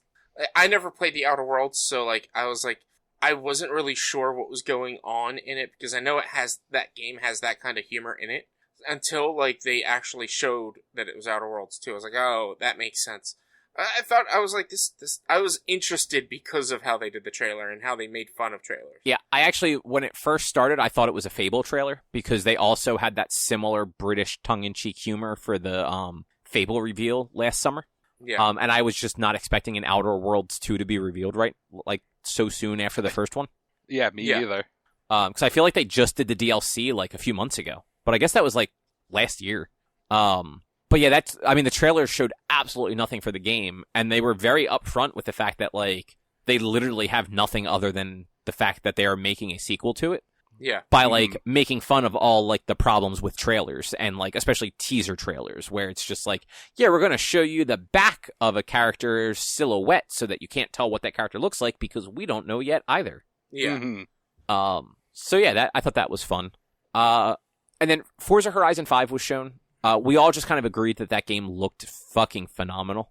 It looked so beautiful, and honestly, like, I've been wanting to get back into like not back into. I've never played a Forza Horizon game, but I'm wanting to get into the Horizon games, because they're just they they're really good, like, racing sims and shit. And, like, I want to play it. It looked fun, but it just, like, I thought I was looking at a fucking picture when they were showing some of this shit. No, I mean, those things are just photorealistic. Yeah. I mentioned it in, like, the group chat. I have it on the doc, too. Like, the Horizon games are probably the best examples any company could use for, like, their hardware. Like, yeah. If you want a game that looks as good as the hardware can possibly make it look, the Horizon games are the games to do it with. Mm-hmm. Like, the motorsport ones look good, too. But, like, between the environments and the cars and everything and all the little details, especially because there's so many different types of cars. It's not all just, like, the same race cars that the motorsport does. Yeah. I mean, look at the fucking, like, special Forza car thing in the game that, like, the wing opens up and, like, the fucking hydraulics lower it to the ground and shit. Like, that looked like a real fucking car. Yeah. It was insane. Yeah, those games are just nuts. Yeah, it is a little weird that this game is coming out this year. So it comes out November 9th. They've skipped Motorsport. Like, Motorsport 7, I think it is still being worked on. But, like, this would have been the Motorsport year. Mm-hmm. Also, I assume that Playground Games just has two large groups of people working on these things to get a Forza game done this year and also be working on Fable. Yeah. Yeah. Because I want to say Forza Horizon 4 was 2019, right? Sounds right. Yeah, so Horizon 4 came out in 2019. I played a little bit of that on Game Pass just to check it out. It's very pretty, and I'm bad at it, but, like, it's fun to just drive really fast in a straight line for a few minutes in these cars that I would never actually be able to drive in real life. Horizon 4 was 2018. Holy shit, really? Yeah. Wow. Apparently that game is still actually doing very well. So the fact that they're doing 5 right now, again, skipping Motorsport just seems a little weird. But also, And yeah, like... the last Motorsport was 2017. Yeah. Was Forza 7. That's... Oh, so I guess this is Motorsport 8 then. Yeah. Okay. But yeah, so... Again, it's a good thing to show off your hardware. Like, I get it. And it's in Mexico, and they're adding, like, an arcadey mode to it where you can, like, kind of like a track... Like, you can make your own tracks and, like, things to do. But they're adding some of that, like, Trackmania feel where you can set up bowling pins and have springboards and all sorts of goofy shit. Mm-hmm. Which those games don't historically have. So that's actually kind of cool. Yeah. And then last up was Redfall. Did either of you guys really care about this one? Nope. I did. It's unfortunate that it was just a cinematic, but the trailer, like kind of similar to Outer Worlds 2, like, it was just a really good trailer. And it's like they got it was like, how do we always get into these situations? And it's like how they got into this situation, and they showed it. And it's like, well, how did we get into this situation? And it shows, like, how they got into that situation. Like, I just thought the trailer was really good and fun. And, like, I am, like, it's essentially, like, it's another kind of Left 4 Dead type game. Like, I have a feeling it's gonna be, it's from, no, it's not from people who did Left 4 Dead. It's Bethesda, it's Arcane Austin. So they previously did Prey, the 2017 Prey. Yeah. Arcane Leon, which is the original studio, they're the ones that are doing Deathloop and did all the Dishonored games. Just to give you an idea of what Arcane has done in the past. Mm-hmm. So this is it's like humans versus mutant vampires, because they definitely weren't normal fucking vampires. Yeah, some sort of vampire-y.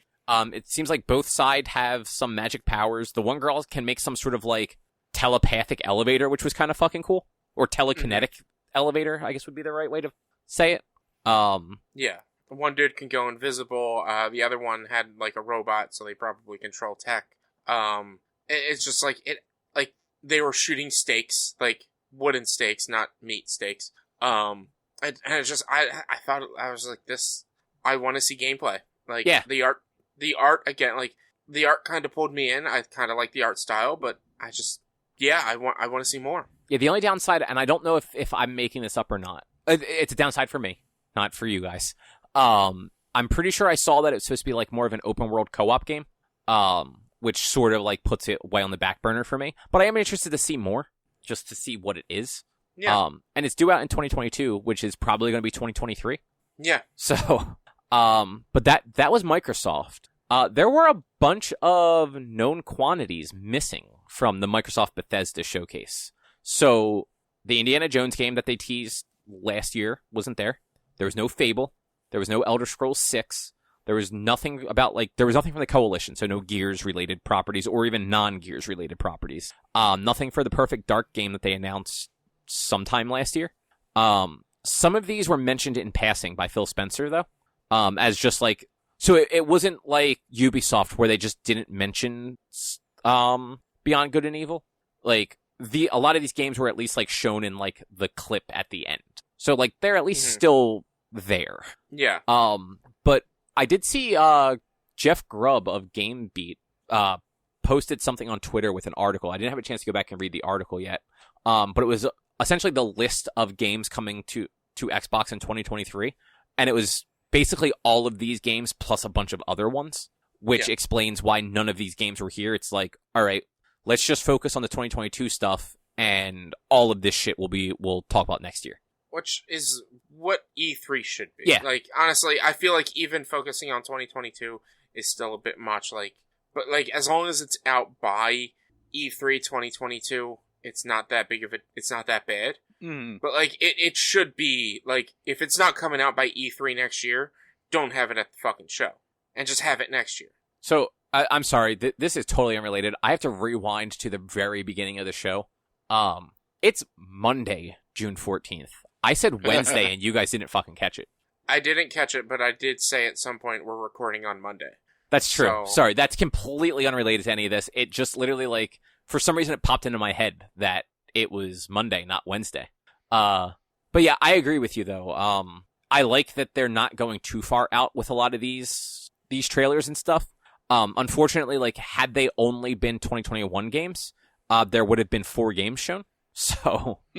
Yeah, but, maybe you don't have to show Starfield because it's coming out 11/11/22, but then you could have shown I don't know, say Somerville comes out before June of next year, you can show Somerville. Or Plague Tale Requiem, say that comes out before June of next year, you show Plague Tale Requiem. Yeah, which is generally Nintendo's model for it. I know Xbox, I get where Microsoft is coming from at the very least. 2019, they announced all those studios they purchased.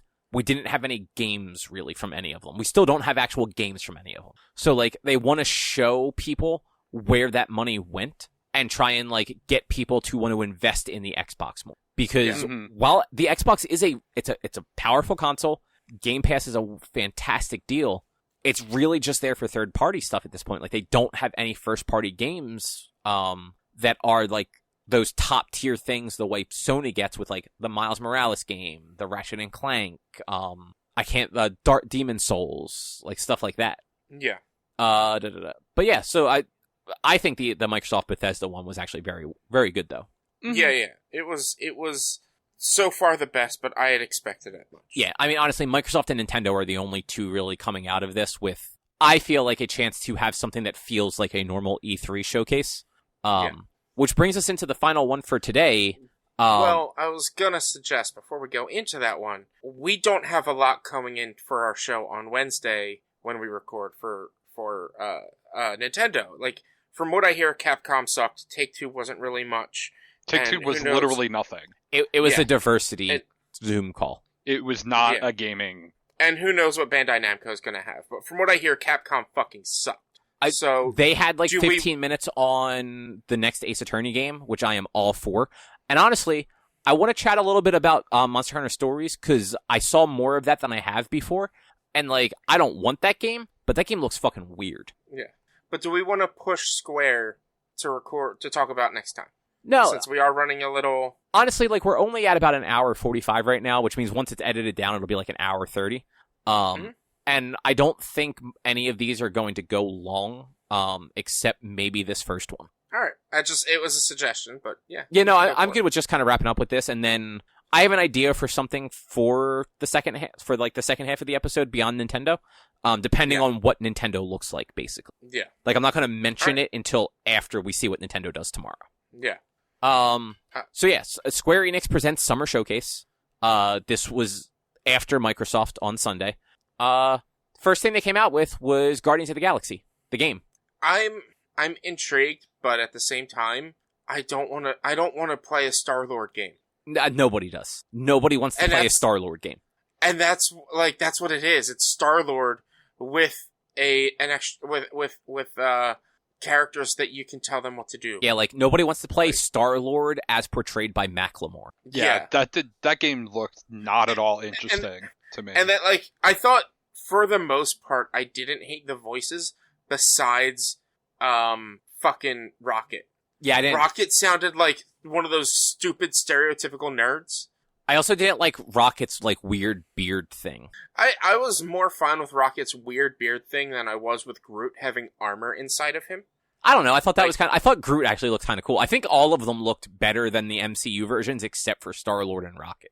I didn't hate Star-Lord. Like, the hair's the hair. It's what people have nowadays. Like, I don't really care about that.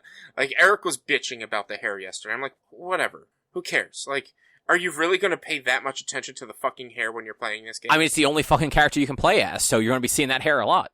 He's probably going to be wearing his helmet most of the time. I mean, that's possible. If you're outside, he's probably wearing his helmet because he can't breathe, because he needs to breathe. I mean, you're assuming you're on planets without oxygen. Yeah. Which, I mean, if we know anything from the Guardians of the Galaxy movies, every planet has oxygen. Yeah.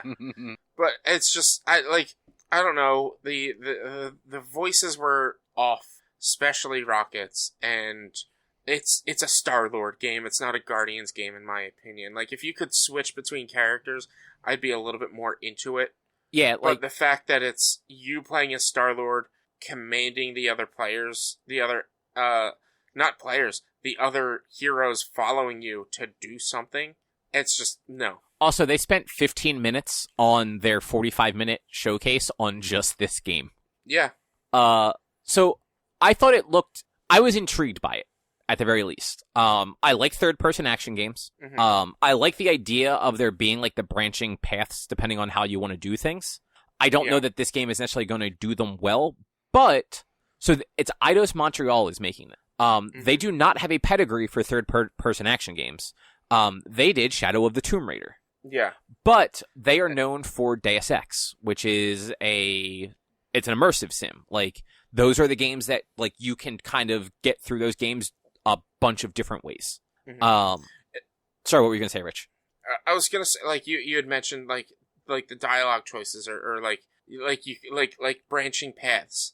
I really hope they are legitimate branching paths. Like, what they showed with, going and selling Rocket, I really hope, like, if you choose to show off your salesmanship, they turn around and say, all right, we'll sell Rocket, and not, well, that was shit, let's sell Groot instead. Exactly, and, like, that's what I'm worried about. And just like when you let, Drax throw Rocket across, like, the gap to, like, help everybody else across, it says that Rocket is furious with you and will remember that or something like that. It's very telltale-y. I'm like, okay, well, what impact is that going to have? Like, is there the potential that later on something's going to come up and Rocket is going to basically tell me to go fuck myself? Exactly. Like, I like the idea of dialogue choices, but I'm cautious with Eidos Montreal with this. Yeah. I did think that the character models looked better than the Avengers character models did, especially like the original models. Like they definitely improved them, but I thought these ones still looked more like actual living beings, as much as a video game character does, than the humans did in Avengers. Like the Hulk always looked pretty good, but like everybody else, like all the people, just there was something about them that just looked wrong. I feel like as goofy as fucking Peter looked, like he looked real in a way. Like, fake, but real. It's got a very James Gunn vibe to it with, like, the music and everything. Like, they're definitely going for the MCU vibe, even though it's not an MCU game. So you already mentioned, while you're in combat, it seems like Quill's combat, Star-Lord's combat, super boring. It's just shooting his guns. And he's got their element guns, so, they can freeze and do different stuff. But it seems They showed some melee attacks with him, but whoever was playing that gameplay section was just shooting the fucking gun. Yeah, and it was just boring. But it looks like at least a chunk of the combat is going to be directing the other characters. It looks like there's going to be some sort of like, hold L1 and you'll get to pick which character you want to give a command to with like one of the face buttons. And then from there, each character has four more like four abilities based on each of the face buttons. So that's actually, that could at least make it a little more interesting. Whether it makes it worth playing, who fucking knows? What they showed off though that Star-Lord has like a special thing that he gets like hyped up or something like that by putting on his Walkman and playing like an 80s song. And somebody from the marketing team at either Square or Eidos or something like that responded to somebody else's tweet about how big of a pain in the ass that's going to be for streamers getting hit with DCMA stuff because frankly, like the music industry, I put it on the dock. They're a fucking archaic dinosaur and they don't understand the internet. So they just make everything bad for everybody.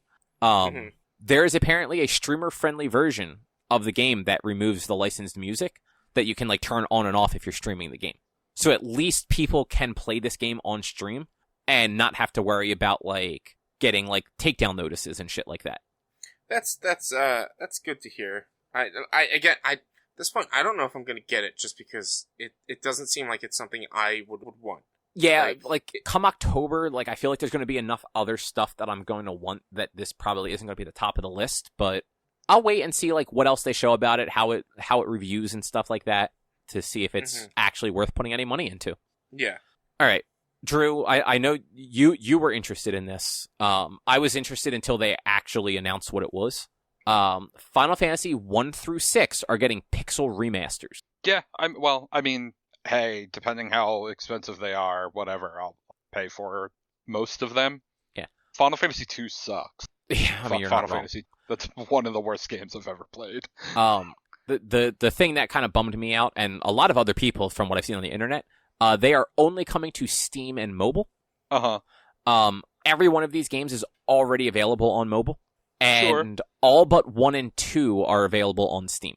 The only caveat to that is they are mostly ports and remasters and stuff like that people don't quite like.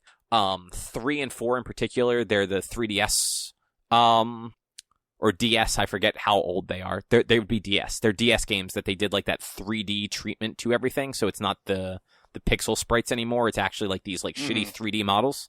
And people really hated those. So they actually renamed those two games in the App Store and everything like that to 3D Remake. But yeah, I would much rather be able to grab this on like Switch and play all those Final Fantasies on like a handheld console, because I don't like playing these things on my phone. That's fair. I honestly have a feeling that it'll come to Switch.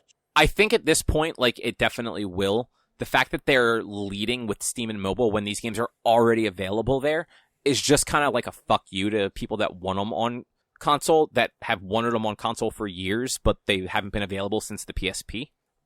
There's a lot of like mobile only games that are available on the Switch. Yeah. That, like, I feel like they would be dumb to not put it on Switch shortly after this releases, because, and I like don't do it right away, because there's going to be the people that'll buy it on mobile, and then it'll come to Switch and they'll buy it on Switch, because they have to. They're a business. They want to make money and swindle people. I mean, you're not wrong there. Now, Drew, depending on the price, which platform would you get it for, Steam or mobile? Probably, well, maybe mobile, but I would probably lean towards. Okay, that's but fair. Also, I guess it depends. It all depends exactly what they do. Like, if it's a one big collection, like, maybe that leans me more towards Steam. If they're piecemeal, like, might depend on which one. I got the impression that they're, like, piecemeal. Like, you're going to be buying them individually. A collection would be probably pretty cool, though. Like, honestly, like, if it was, like, a $30 collection or $40 collection, that's kind of cool. Based on the name, it sounds like they are going to just be remasters of the original artwork, which is also a big deal. I know people are really into that idea.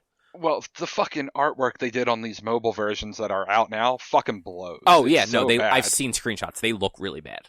Which, that's why I'm interested, is, like, I've never played 4, 5, or 6. I've played 1, 2, and 3. I played 1 and 2 on Game Boy Advance and played the DS remake, but I've never played 4, 5, or 6, and I would like to.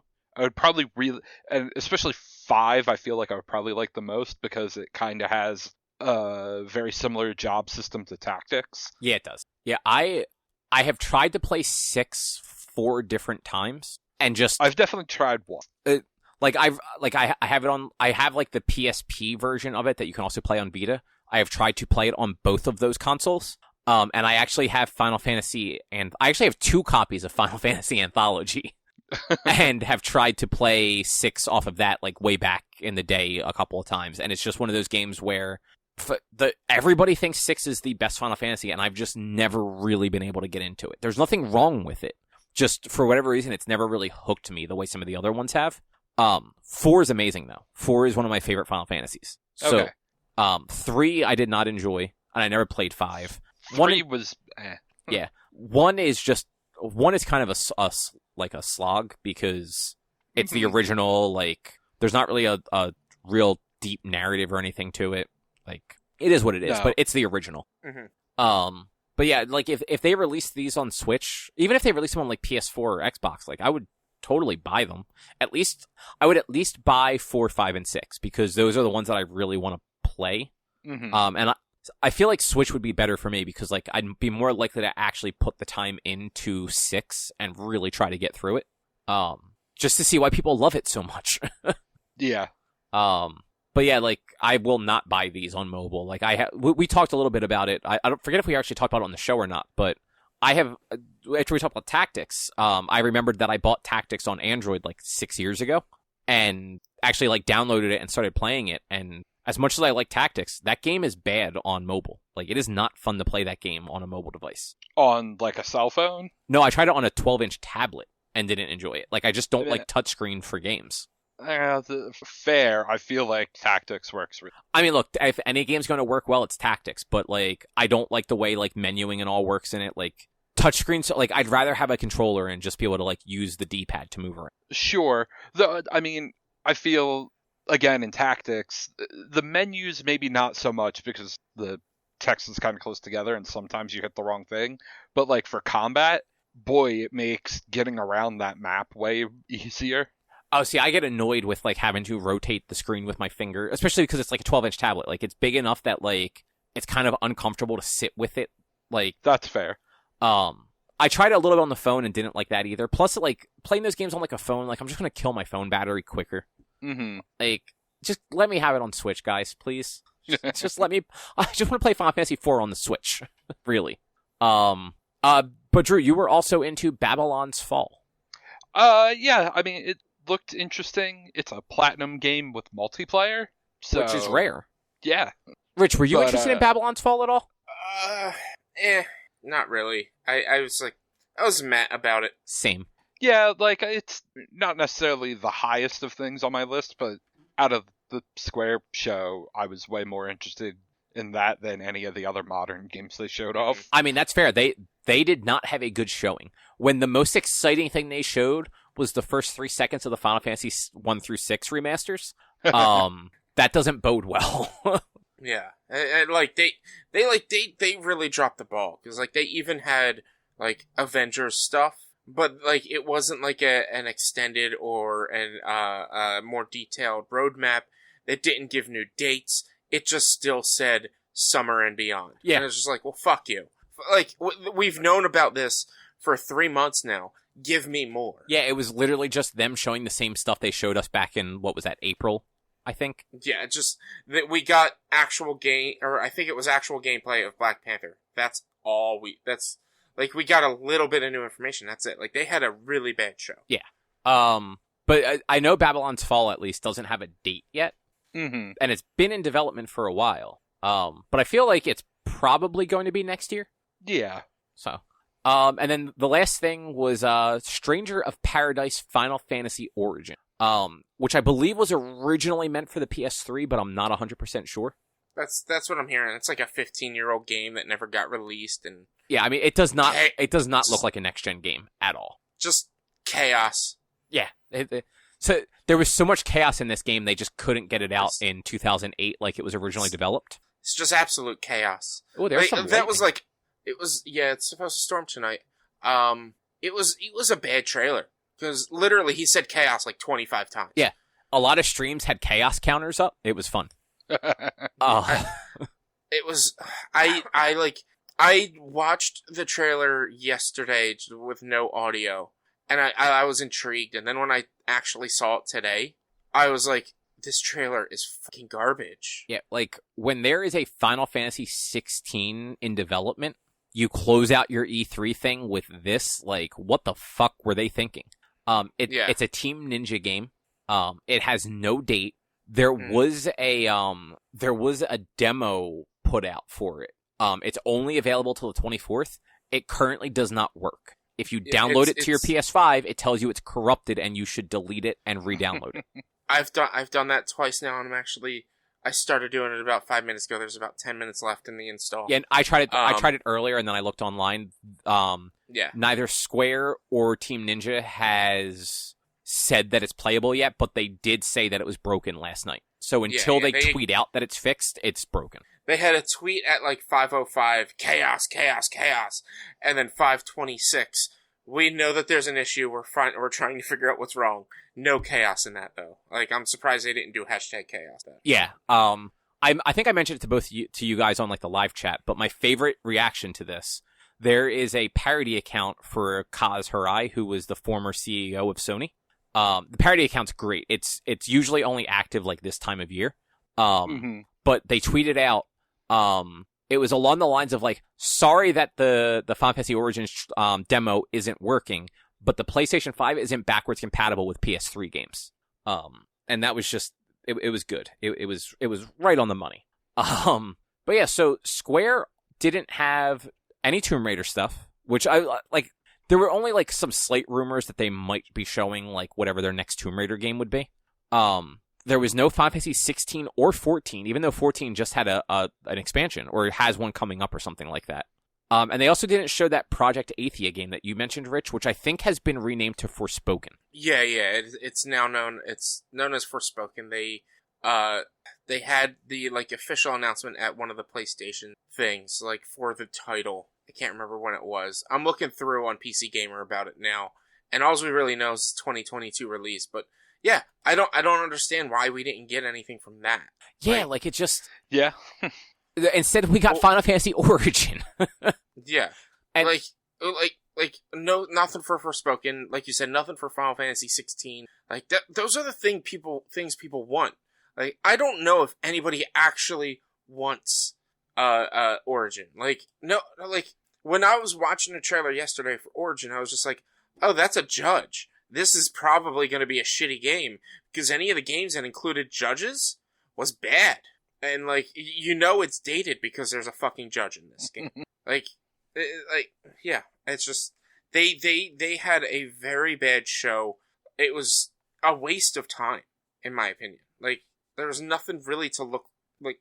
I wasn't like, the most exciting game for me wasn't even that exciting, because I shat on it the entire time, and it was Guardians of the Galaxy. Yeah, and like, if that was a non-licensed property, I think we would have all just been like, okay, that's a third-person action game if I've ever seen one. Mm-hmm. Yeah. Like, if they were just like nondescript characters, nothing special about them, we didn't have that sort of like, oh yeah, this has an MCU vibe to it. It would have just been like, yeah, it's a character action game that you can't control most of the characters. Cool. Yeah. But hey, at least the Guardians game, no microtransactions, not live service, just a fucking video game. Yeah. So I mean, there's that. But yeah, so that was E3 up till the end of yesterday, basically the end of Sunday. This episode will go live Tuesday at some point, the 15th. Probably prior to Nintendo. Nintendo, I believe, is at noon Eastern time. Yes. So sometime, we haven't decided yet exactly when, but later this week, we're going to record a second episode, talk about Nintendo, maybe Capcom.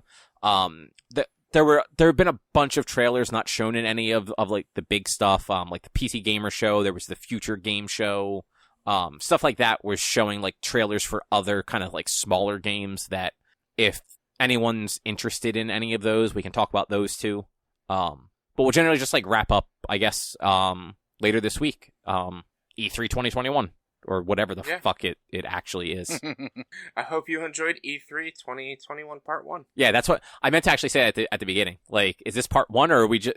I haven't decided yet if this is going to be episode 256 Part 1, or if it's just going to be 256 and the next one will be 257. 350. Yeah, I'm sorry. I can't fucking read. You can't. You don't know time right now. Like. Yeah. No, so every time I go to, like, edit the show and, like, do, like, the notes and all, the first number I type in is always 2. I always want it to, like, 300 episodes seems like too many, so I just assume we're still in the 200s. Yeah. But yeah, is there any last minute things you guys want to add before we wrap up for today? No. No, I mean, if we can vamp for like 4 more minutes, I might be able to let you guys know if Stranger of Paradise or not. I know, it's still broken. Yeah, I can tell you it's not going to work. They haven't tweeted. Their last tweet on their official Twitter was, "We'll tell you when it's working." Yeah. Yesterday. It's not going to work. I wonder if they are going to extend how long it's available for, or if they're no. Because I mean, the 24th is like still 10 days away. So like, as long as there's 7 days to play it, I feel like they could get away with not extending it. But it would still be. I feel like it'd be the right thing to extend it. Yeah, it depends on when they fix it. If they fix it tomorrow, that's still 2 days that people would have had that they didn't. Yeah, but it's from now to the 24th is there's a weekend. Like there's still plenty of time to play it from now to the. All right. That's I just personally don't think they'll extend it if they get it fixed to like within the next day or so. I don't necessarily disagree that they won't.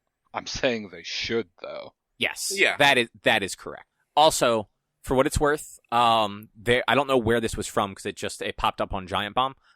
There was a behind the scenes look at Kenya Bridge of Spirits that it was only 6 minutes, but I'm definitely going to watch that and we'll probably say something about it next episode because that game still looks amazing. Yeah. That game looks great, so I'll have to check that out.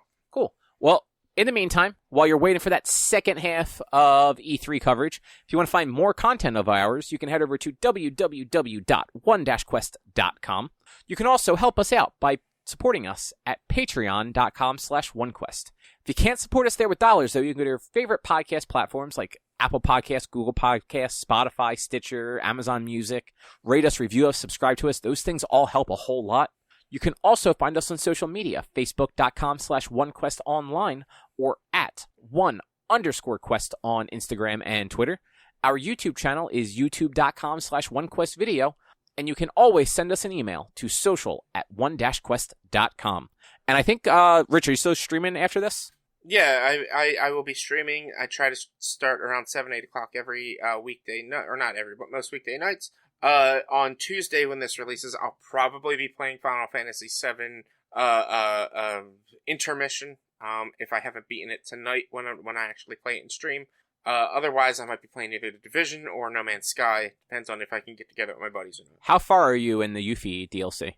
I am going to the plate pillar. Like I'm still in chapter 1. Like I'm in the plate pillar at a save point. So you haven't gone to the maintenance bay.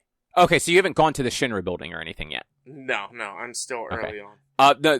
It's very short. I think it's only 3 chapters total, maybe 2. It's 2 because there's an achievement or a trophy to complete all 2 chapters on hard mode. Oh, okay, but yeah, are you supposed to go to the train station yet? No. I mean, I ran. I was chasing after to rescue the kid. Okay, you fought the big scorpion robot thing? It wasn't even a scorpion, it was just the big centipede robot thing? No, I fought the big bird. The big bird. Oh, like in the tunnel things, basically. Yeah. When you're supposed to, where you got scared by a mouse as you were trying to creep by it? Yes. Okay. Yeah, no, you're actually not very far at all then. Yeah. Okay. Yeah, I played for about 3 to 4 hours. You know how I play. I have to look at everything. Yeah, no. And I did everything. Like, I'm done all the side stuff at this point. There is unfortunately less to look at once you get to the Shinra building, so it's a little more streamlined. So you probably got another, like, let's say 3.5, 4 hours to go. Yeah, I will be streaming that in a few minutes once we're done here. Yeah, so you can check the VOD of that from last night when this comes out, and then if he doesn't finish it tonight, you can watch him finish it tomorrow night on Tuesday night, the 15th. Yep. Cool. All right, well, we'll be back later this week with something else to talk about. Thanks for listening. Bye. Twitch.tv/B_walnuts. You said that already. Yeah, like 2 hours ago. Cool. All right. Bye, everybody.